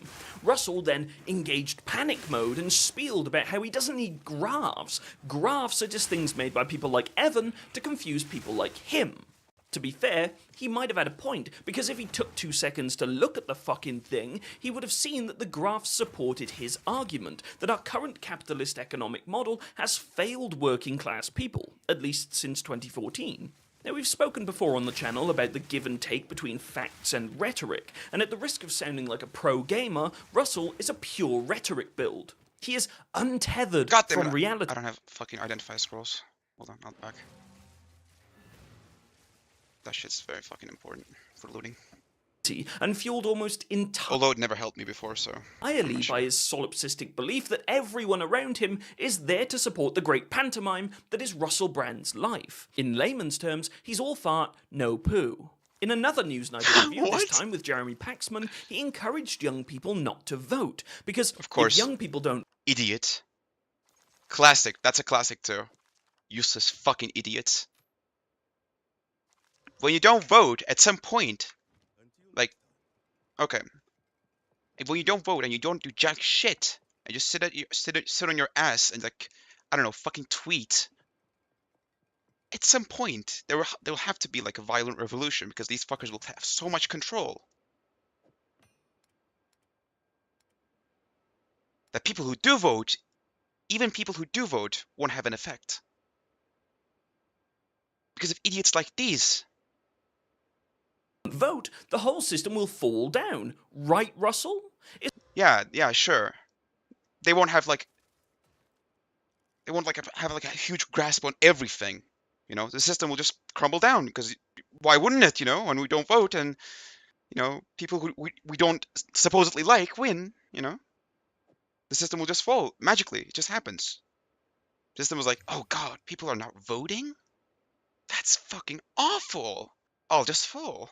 That's what happens, apparently, according to dimwits like these fucking idiots. It's all gonna cave in and we'll have to abandon our mediocre two-party system. Right, Russell? God damn it. There's no way that it would actually just hand more power over to the exactly. Conservative Party that will continue to exploit that capitalist system you hate. Would it, Russell, you fucking thick cunt? He rocks up. Damn. Good point. I mean, I just made that point, so I made a good point. But also this guy made a good point. Sticks a but it's also like a very low-hanging fruit. So. Beret on and starts talking like he's Che fucking Guevara, and the media is absolutely lapping it up.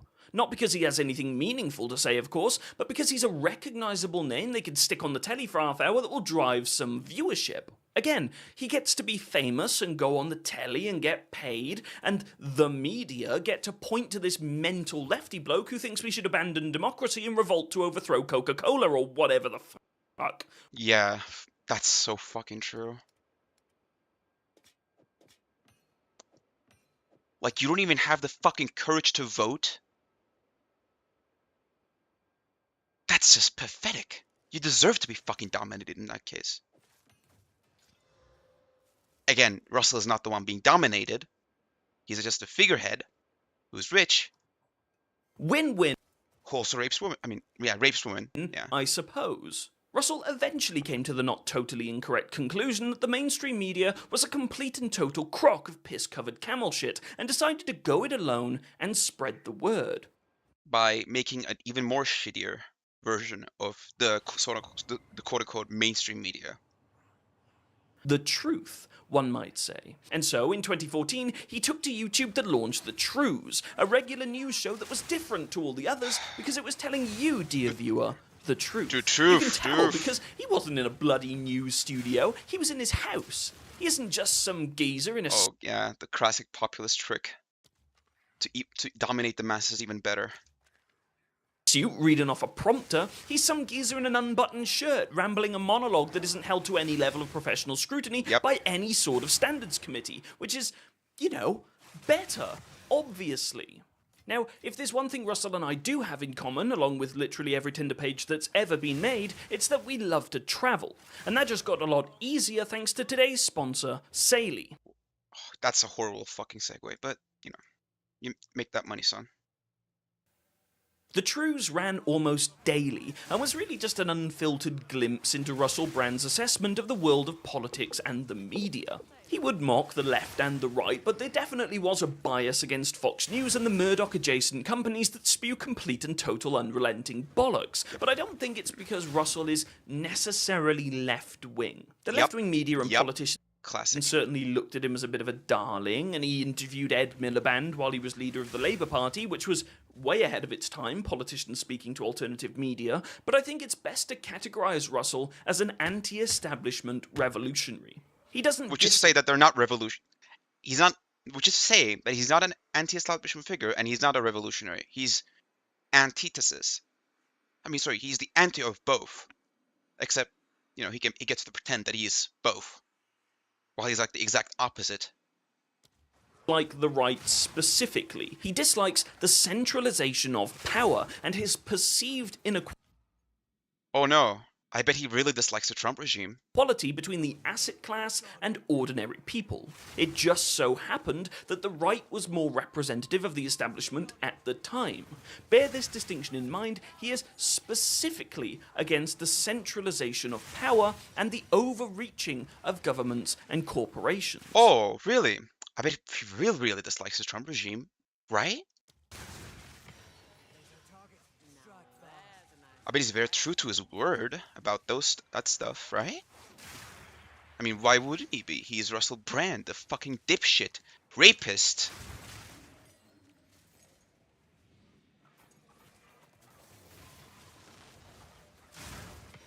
Come on out, you rapist. Wait, where the fuck are my drops? Spirit. Okay, whatever. Wisp drops. Yeah, whatever.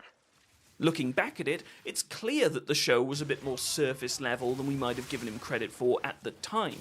When he talks about politicians on the show, he rarely talks about policy or what he would specifically endorse. It's just complete fucking idiocracy. He talks about how their candour and demeanour and presentation is in service to or betraying their alignment to a broader political establishment. A lot of the content is simply him reacting to Fox News segments or newspaper headlines, and he would just kind of chip in with some witty remarks, which again, way ahead of its time.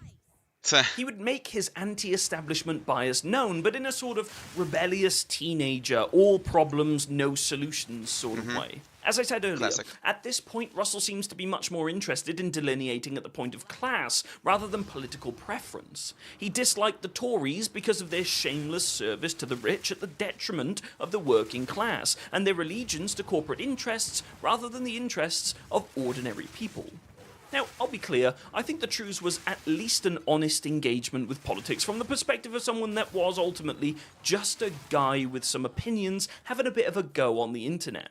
I can't be mad at it from that perspective because it's exactly what I do, and the whole point of this channel is to show you that you can engage with politics without being a boring dickhead or an autistic debate streamer that spends 12 hours a day creating content like a loser nerd virgin. With that being said, That sounds so cringe. Is this guy like a Hassan hater? Hassan lover or something?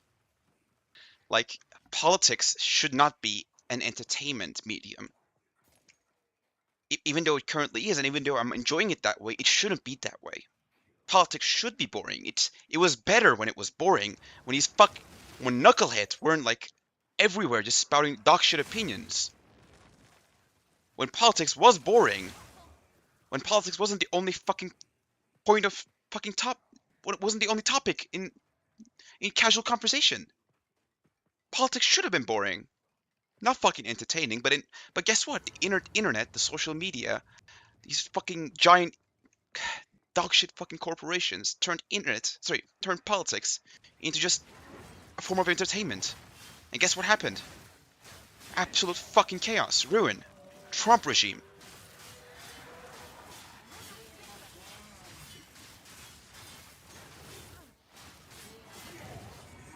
should have never been this way. Never. Which is why I disagree with that point, honestly. In fact, I don't really want to watch the rest of the video, just because of that point, but I will, fuck it. Also couldn't have been accused of being too well researched either. His analysis was basically just vibes, and the same criticism can be levied against his current work. He is driven by populism, theatre, and engaging rhetoric. He's a preacher. And that's great if you agree with him, because all good preachers have a way of energizing you and convincing you that you're not the mental one, it's all the others. See, they just haven't opened their minds like you have. All those years of smoking weed, sniffing coke off your mate's car key in a club toilet, and taking mushrooms in the woods to open your third Jap's eye were all worth it, and definitely made you less fucking mental. The end of the truce came on August 20th, 2015. In this video, he talks about how the American elections have thrown up some ridiculous characters like Donald Trump, but also have given some hope through candidates like Bernie Sanders. He talks about how he used to tell people not to vote, but now he believes that if you want to use your vote to support people like Jeremy Corbyn or Bernie Sanders, then you should do that. He also says that he's going to use his time after the truce ends to go out into the real world, to learn and to grow as a person, because he believes that the real revolution, which he describes as a change of power, not using the conventional means of power, is still to come. And once it does come, he wants to be a part of it. So what happens when you take an anti-corporate, fact-retardant government skeptic who wants to see democratic rule overthrown in favour of... Did you just say fact-retarded? That's a good phrase. Holy shit. I'm aping that phrase. If that's what you said, and I didn't imagine it. And plonk them smack bang in the middle of a global pandemic navigated by Donald Trump. What happens to a man that, as we've already covered, is only interested in vibes and being vociferously anti-government, and a hopeless narcissist that can't survive for more than a year without being in the public eye? Well, apparently, this. Cancer, which curiously appears to be on the rise among young people. Cancer, which curiously appears to have metastasized itself into a new turbo version. Sometime around 2020, 2021, did anything epochal happen around that time? Let me know in the comments and the chat. Be careful what you post. It's becoming a very sensorial, invasive, and authoritarian world. While we're here, let me just nip this in the bud and foreshadow the next segment. Yes. Trump is a fucking awesome. Oh, I like second Trump's dick. That's what he said, right? Early onset cancer is up, but despite Russell insinuating that this has been on the rise since around 2020, 2021, it's actually been rising since 1990. In fact, it's up 79.1% globally and is impacted by geographical location, socio-demographics, and exposure to drinking, smoking, and dietary risk factors. But he doesn't pull any of that up on the screen like I'm doing as evidence of his truthfulness. He just like spouts shit off of his own head. Because then he couldn't blame the vaccine. Better be careful posting about what you think in the comments, because it's becoming a very sensorial world out. And I can say it because, like, you know, don't question me, okay? I can say it even though I'm being censored. You know, these are being censored. I could just spout whatever. I can just spout these so-called censored topics because reasons. Don't question me. Fuck off. Twat. They're coming to get you and force. They're coming to get you. Feed. Get her done. You turbo cancer. What a complete fucking cunt. Now. Yeah. We should say cunt more. I love it when it says cunt.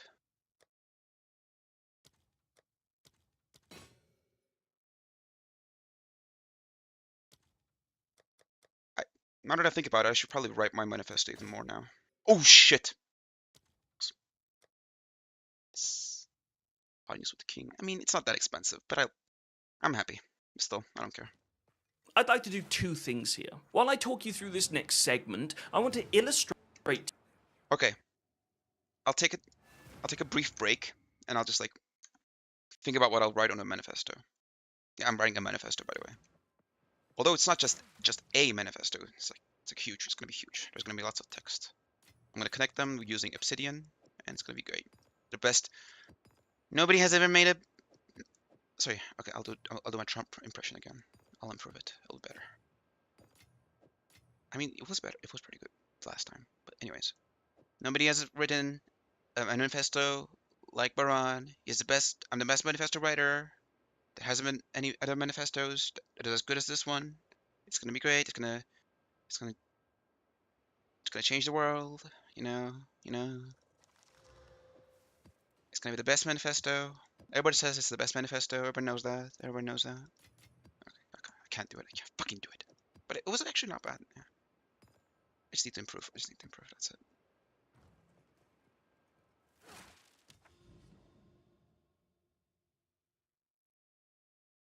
Which one do I go for? This one or this one? I feel like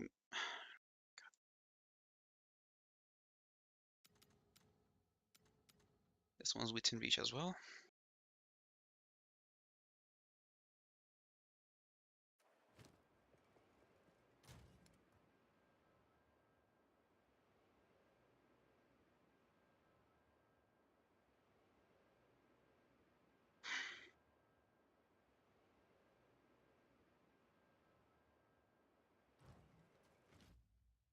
Okay.